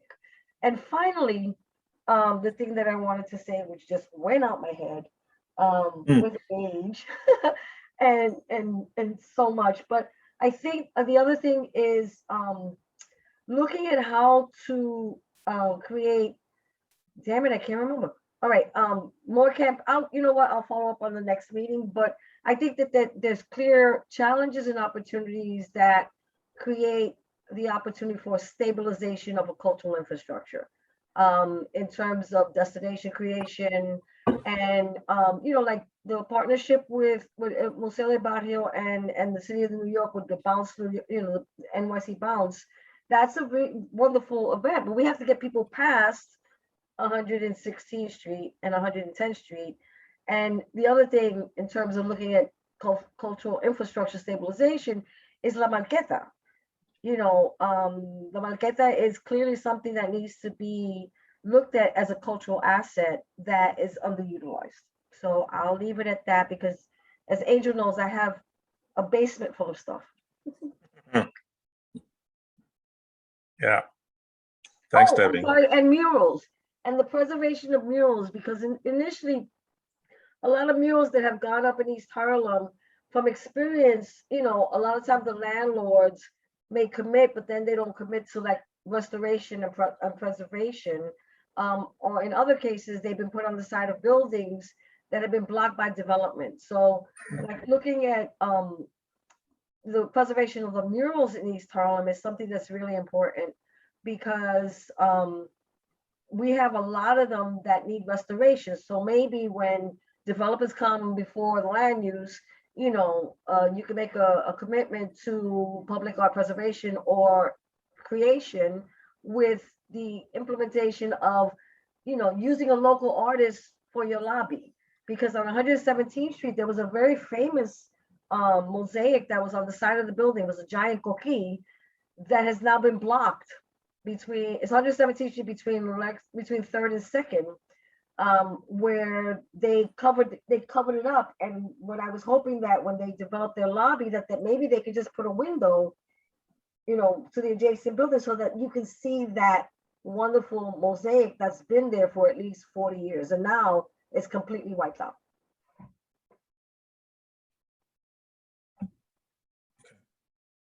Thanks, Debbie. You're welcome. So I'll respond very briefly. Thank you, Deb. A couple of those. So one, the mural preservation stuff, definitely that conversation certainly happens at land use. And the more savvy developers have been proactive in mentioning murals. As they're being open to murals being put up there.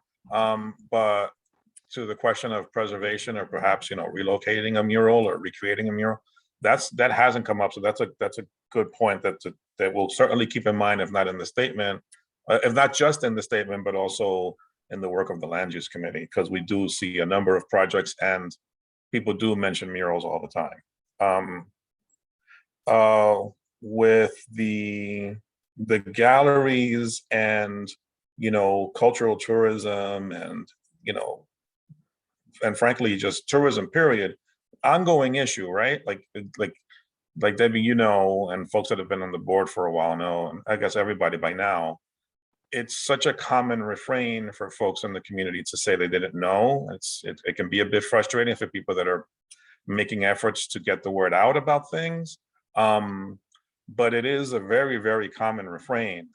Doesn't mean that a lot of work isn't being done, but that also doesn't mean that we can't do better or do more or just keep at it.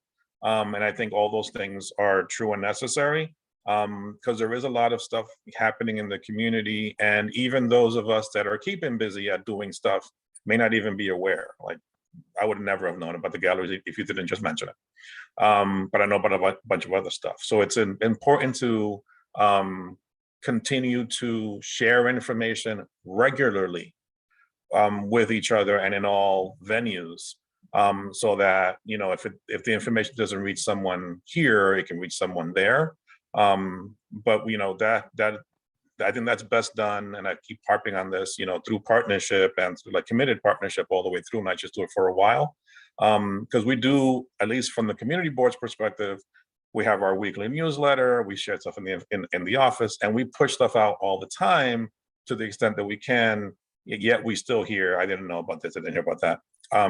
So it is a challenge, but it's something that I think we can, you know, we can and of course should continue to push on.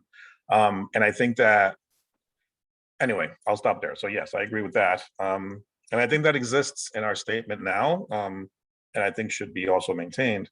The quality of life stuff is certainly in the statement, and I believe, like, it isn't my call, but I believe will certainly remain, right? We would be blind not to keep it in there. And it's, you know, it's a conversation the board has to have and continue to have.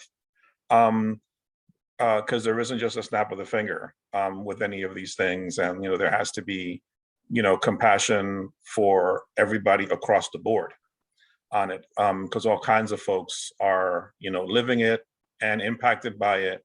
And, you know, I think all of their concerns have to be taken into account. And since this is Economic Development Committee specifically, as quality of life issues may impact businesses, small businesses on the ground, that is something that this committee and this board has to take into account. And in no way, shape, or form is that ignoring any other concerns, but those are very important concerns. You know, how do you sustain a business if you didn't open a restaurant to do anything but run your restaurant, right? There's just so much else going on. You're not the local police, you're not the local social service worker. And while we may, you know, be a compassionate community, folks have a business to run, and we need those businesses to run, right? So all these things have to be taken into account and continue to be pushed. I am, since I'm talking, I might as well not stop. I am very often disappointed in how this conversation is allowed to stray into insensitivity. And I know that our board is better than that. And I think that our board has to, you know, show that it's better than that and demonstrate to people in the community that we're better than that, and that we're a compassionate and considerate board that is taking all things into account and trying to put things forward to address things in a meaningful way. I appreciate that, but can you speak briefly to the moratorium on Oh yeah, sure. And that's also a good point about the moratorium. I was trying to cut myself off without going too long. But yeah, on the moratorium, that's a really good point. That, you know, we are losing some of these folks that held, you know, that had multi-day, multi-street festivals for a very long time. And since the moratorium, we're saying moratorium like everybody knows what the moratorium is. No, I'm the one that's wrong here. So the city imposed a moratorium on the granting of permits for multi-day, multi-street festivals, right? So there's these big things that just go on for a while, right? Like a weekend, not a day. A few years ago, citing a number of reasons, you know, partially resources. And they did that across the city because they were seeing just a ton of these festivals and they were having a hard time staffing them up, et cetera.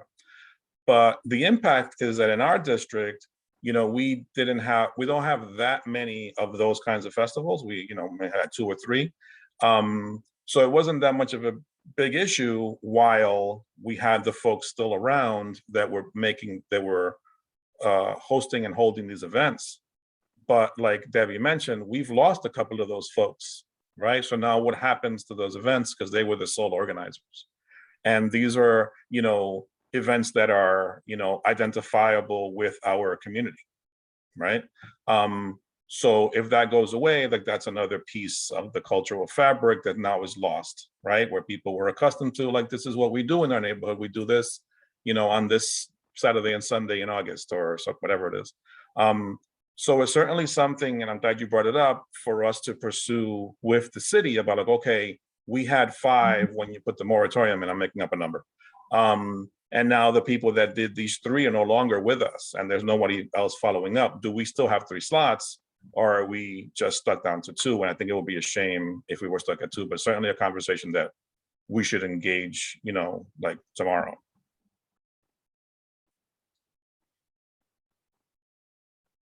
I have a question, Angel. Is the district needs a place where we can talk about, because like all of those things that you and Miss Deborah said is very true, the tourism and all of that. The bus stops, right? How they have all these advertisements. Is the district needs a place where we can request bus stops, places where the city usually advertises, to advertise, our events, our street fairs, all of these events that happen that a lot of people, like you say, do not know of. Sometimes my business is completely dead and I walk outside just to look and ask, hey, oh wow, and they'll be like, oh no, there's a fair going on, or oh no, there's an event going on. And I'm like, wow, this is where folks congregate, and it would be good to, like you said, just spread the word more. But if because a lot of people are either looking at their phones on the way home, if these places that a lot of people stop at could have those events posted in nice bright pictures, or maybe something that rotates, and I know that takes money. And right now it would probably be not a very good time to ask, Yeah, no, I get it. The city has plenty of money. It's just a matter of like what either from the city or from. Yeah. So the district needs would be a good place to start.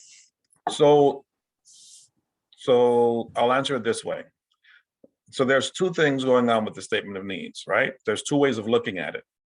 And I like to keep both ways on my mind. The city would prefer that we just submit needs that we're then identifying with budget requests, right? Because for their motive, for their intention, that's what they want us to do. And that's fine, and we do plenty of that. I also still see it as what, the statement was, did, historically, which is also identify priorities of the board, right? So I think that within that, priorities of like policy priorities that aren't necessarily tied to a budget request, right?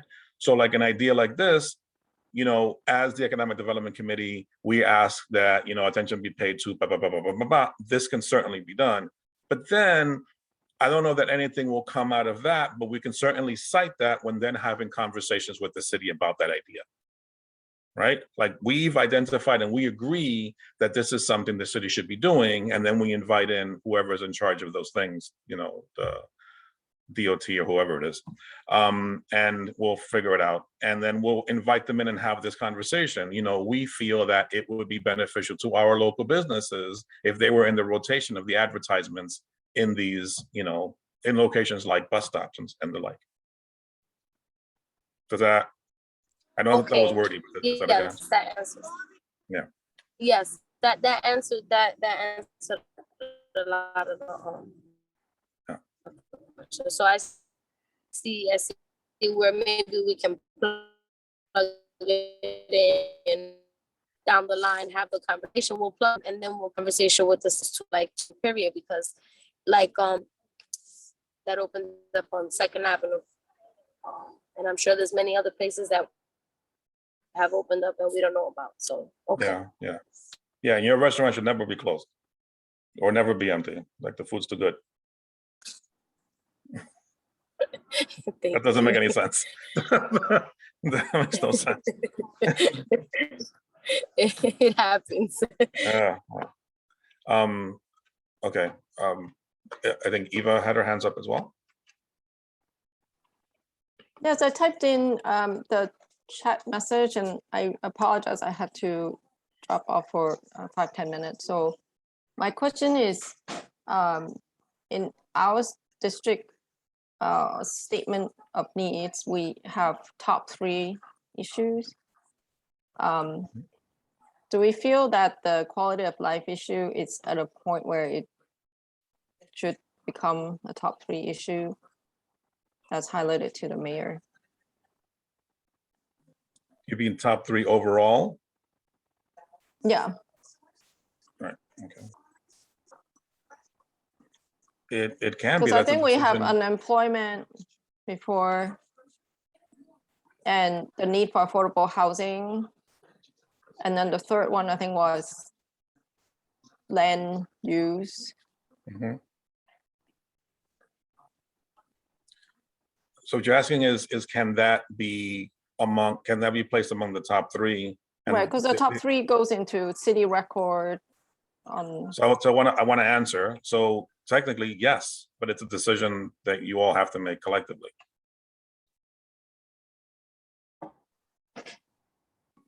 Can this committee make a recommendation to the full board, or what is the That's process not what this to committee decide? that's not what this committee is doing. This committee is focusing on its policy areas. The budget committee can make that recommendation to the board.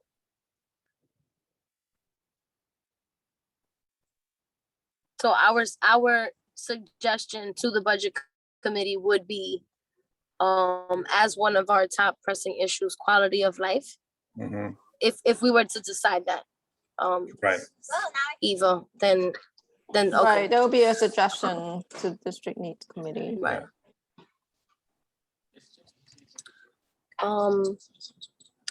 Does anybody have their hand raised? I mean, we can definitely talk about this now. Maybe we can hear from other board members. Do people in terms of object? Yeah.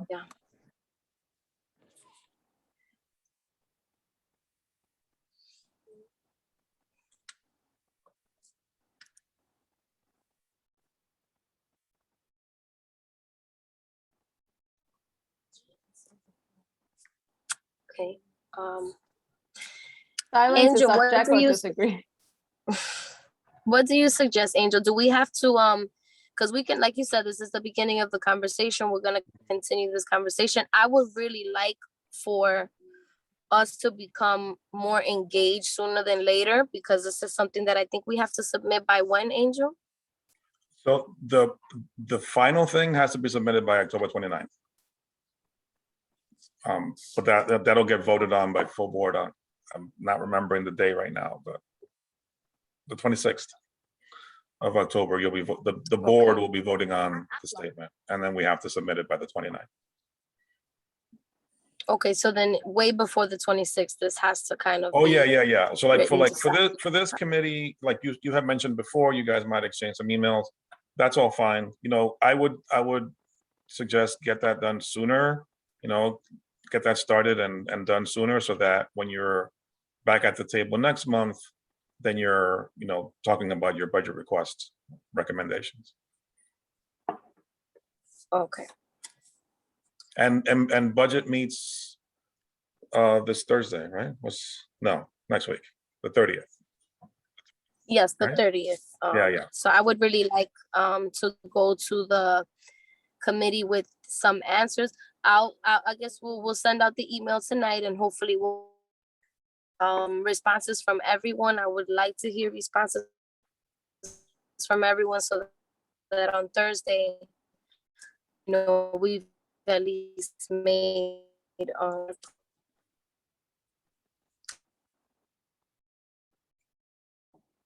You dropped off, Giselle. So you're gonna get the email out, so I'm that you here. have some stuff by Thursday. Okay. Okay. With these exact questions, and then as well as, okay. Yeah. Is there I'll put this up. anything next? I'll put Is this there a up. next slide? Yeah, there is. I'll put this up after we're finished. So if you guys don't remember the questions, you can just refer to it there. So then, yeah, just a rundown of let me get my mug off the screen. Rundown of the next steps.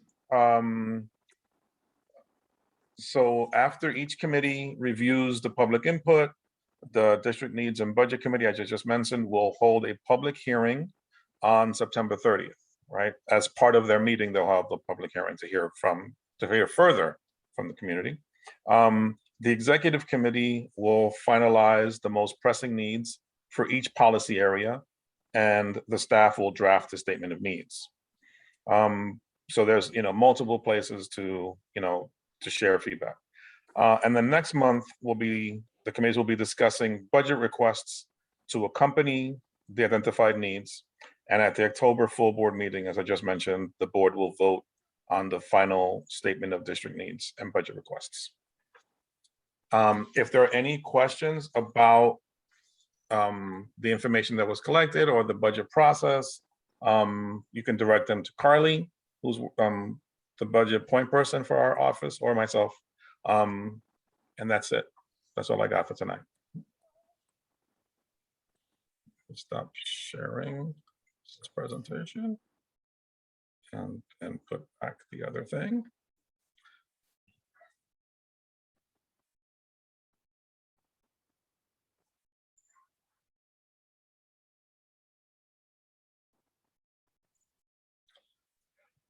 Okay. And then for new business, I think you have an item.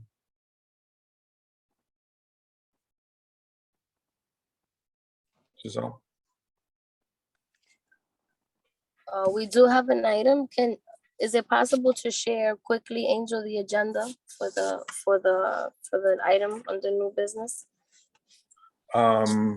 Yeah, it wasn't on the agenda, so it just says new business, but it was the open restaurants text amendment proposal. Yes, okay, so and we're working on this at land use, so I can if explain there are it. any specific recommendations, go ahead, Angel. Oh, I was just saying that I'm working with the land use committee on the text amendment. So if folks want me to give a briefing on what it is or ask any questions, I'm happy to entertain those if it can be helpful. Yes. Yes, can you, Angel, quickly? Thank you. Yeah, sure. So to start off, because I don't want to repeat stuff that people already know. So I know that Marissa circulated a link to a report on the proposed open restaurants text amendment. Did folks get a chance to read that, or do they have any questions about that? If not, then I'll just give a very high-level explanation. Seeing no hands. So over the past few months, the administration has issued a number of proposed text amendments. Those are amendments of the zoning text, right? The rules by which land use is done in the city, right? And so there was a text amendment on citywide hotels. There's a text amendment on health and fitness, like where you can put gyms and that kind of thing. And the general premise is in response to, and partly in response to, some of the challenges faced by different industries as a result of the pandemic, relaxing some of the rules or learning from some of those challenges that were posed.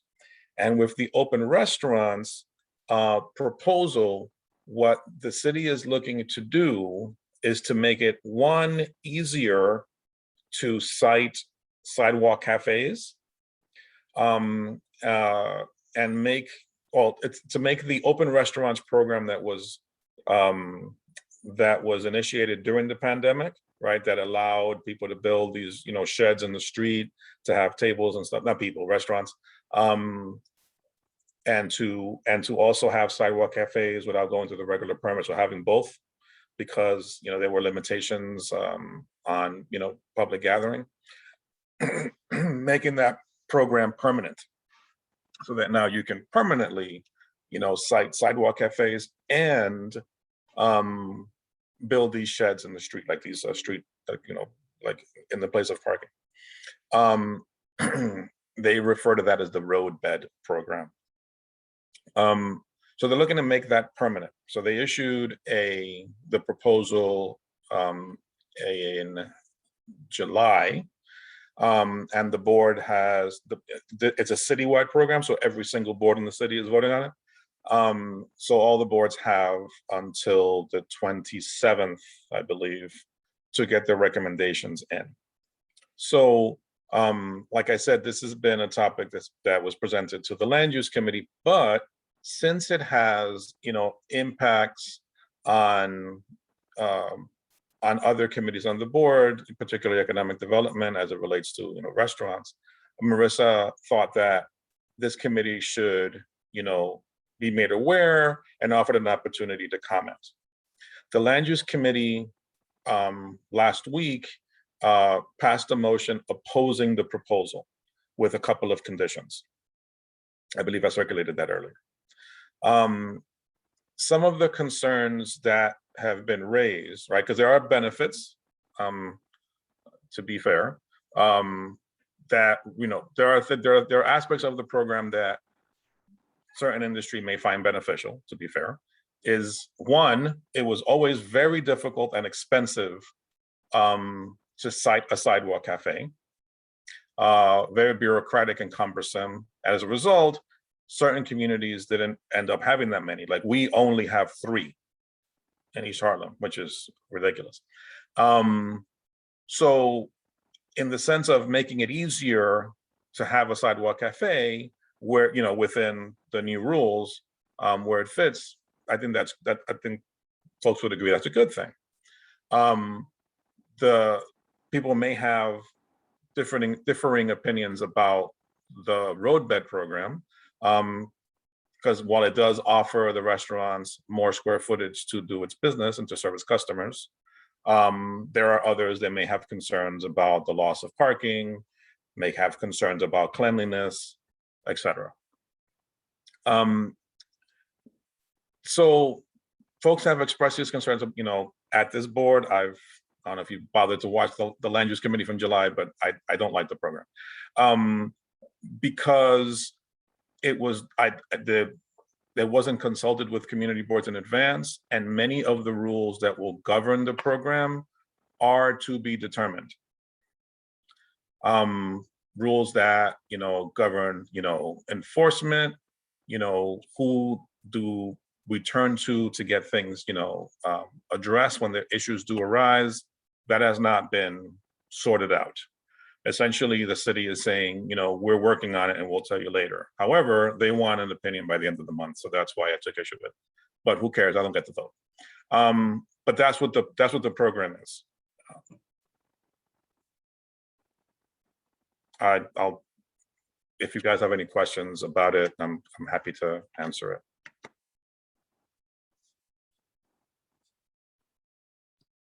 About it or sidewalk cafes or any of that stuff, yeah.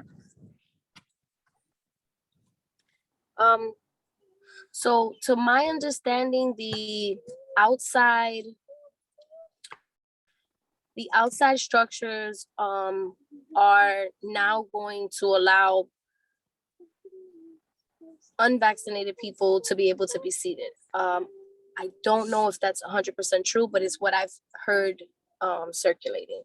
So a lot of businesses depend on that outside structure now to seat people who are not vaccinated. Mm-hmm. Another thing is this something that we can perhaps suggest only during the summer? Because a lot of these structures, again, they were made with the idea that there still had to be airflow and there still had to be, a lot of ventilation. So can this just be a summer thing? Is this something that can kind of be just closed and then put back up in the summer?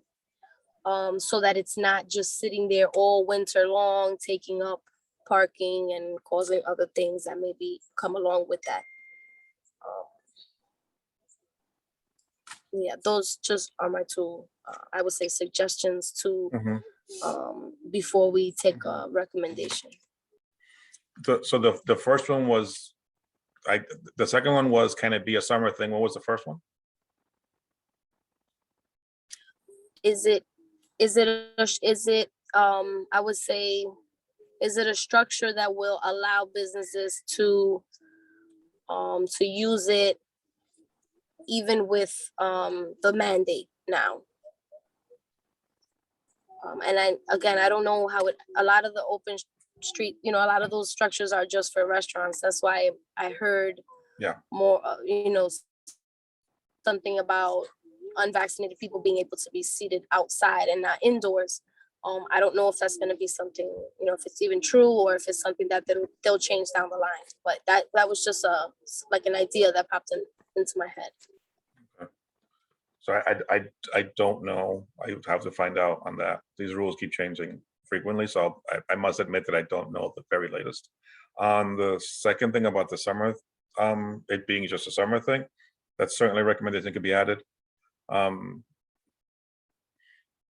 Yeah, but what I was saying to Marissa, since this committee was scheduled to meet after land use had voted, was that if it had recommendations, that it could be, added as amendments to the other position, if this committee also agreed with the no. If it didn't, then it could just be a different set of recommendations. Yeah.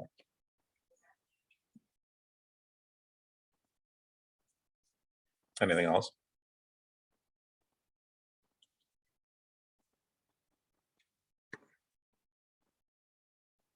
No? Okay. So, Giselle, do you want to put it to the committee and see if they want to support that recommendation? Yes. So the recommendation on the summer thing? Yes, I would like to. Okay. Yes. I would like to ask the committee if we would like to make a recommendation for the open restaurants proposal that was sent to all community boards to vote on by the 27th.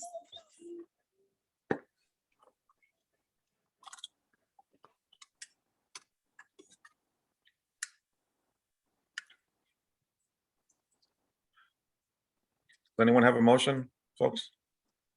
No? Okay.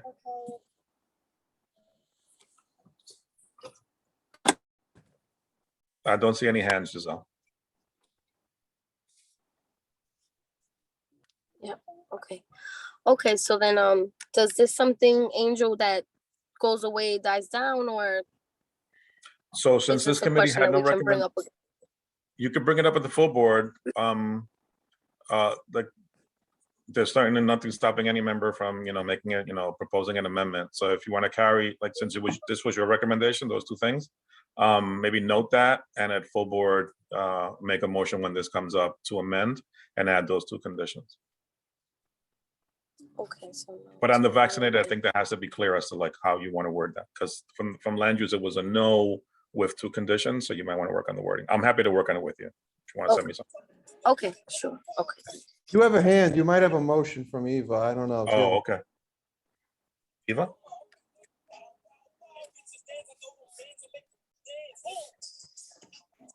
I don't have a motion. Okay. My confusion here, I guess my concern is I hear a lot of people around me wanting these sidewalk cafe. Mm-hmm. So what is the reason why land use rejected this amendment? So I sent you guys the motion, but they were concerned about the enforcement and not being clear as to how enforcement would work. It's being put to what was shared with the committee is that enforcement would be done by the Department of Transportation, which currently plays no role in street cafes whatsoever. So they would be creating a whole new office at the department to manage this. So a new department with rules that are unclear, actually haven't been shared at all. So the committee had reservations about that. There were also reservations expressed about cleanliness of the street, of the structures in the roadbed. There's already a concern in the community about rats, in every community about rats, and the cleanliness of different structures on the outside contributing to, or the lack of cleanliness contributing to rodent activity. Also concerned about the loss of parking was also raised by some members of the committee, but the motion reflects a concern about enforcement particularly. So can I make a motion to support having a sidewalk cafe on the condition that the community board gets to review more detail in enforcement, get to comment on enforcement, and also that an appropriate department would be overseeing the approval?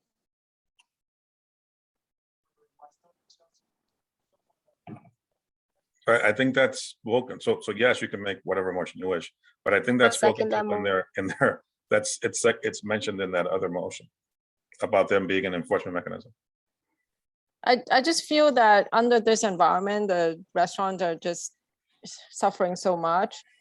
To reject it seems a bit harsh. And if we support it, but provide condition to address the same concern, that might appear to external people that we're more kind of caring about their concerns, caring about the welfare of the businesses.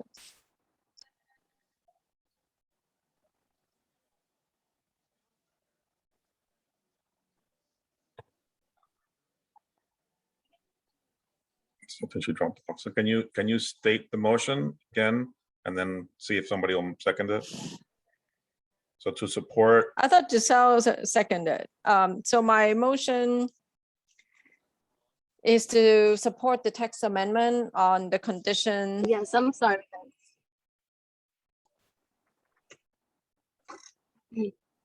condition, On the condition that more the enforcement detail will be circulated to community board for review before finalizing, and also an more appropriate department would be identified to oversee the permit approval process. a more appropriate, say that again, Government agency agency. and government agency with more experience in this regard will be appointed to oversee the permit approval process. Permit approval process. Okay.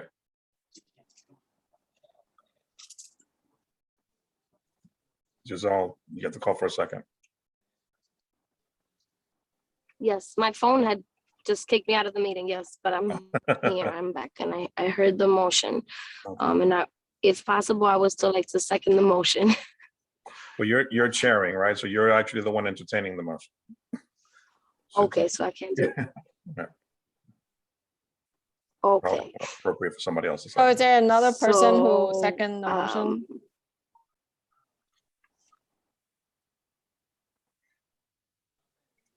Robert Parrott. Roberto, is it your seconding? Yes, Robert Perez, I second the motion. Do you prefer Robert or Roberto? Robert works. Okay, all right, so we'll change it. All right.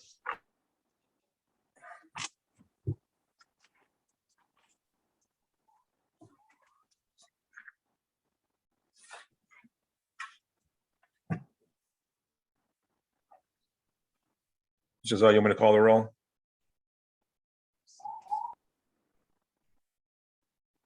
Roll call. Okay. Yes, thank you. All right. All right, so there's a motion to support with the condition explained by Eva, seconded by Robert Perez. Adem, Yes. Eva Chan, Yes. James Horton.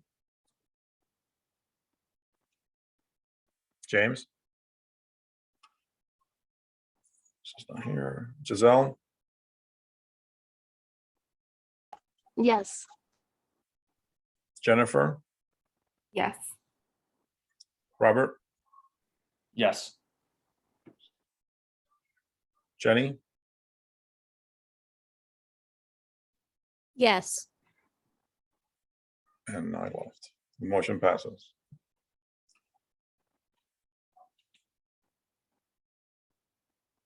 Okay.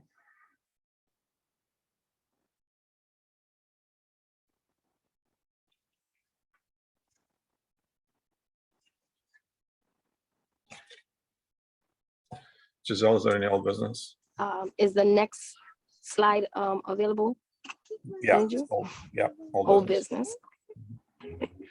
I don't believe so. Okay. Okay.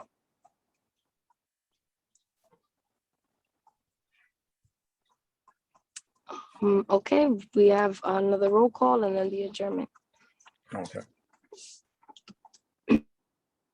So Adem, Here. Eva, Here. James, Here. Giselle, Here. Jennifer, Here. Robert. Here. You have quorum. Meeting's adjourned and you have quorum, Giselle. Angel, I Okay. don't think you called my name there. This is Jenny. I didn't? Or you did, and I don't know, I blanked out or something. But I just want to make sure that I'm there. So yeah. Thank you, Jenny. Yeah, I did not call your name. You were right to correct me. Thank you, Val. Yeah, I got you in there. Yep, I got you. Okay, thanks. Mhm. Okay. Angel, do I now adjourn the meeting at That's it. Yep. 8:48? 8:48. Awesome. All right. Thanks. folks. Okay. Thank you, everyone. Have a good evening. Good night. Thank you. Thank you so much and have a good evening. James, you need to call me. La máquina de... Good night. Good night.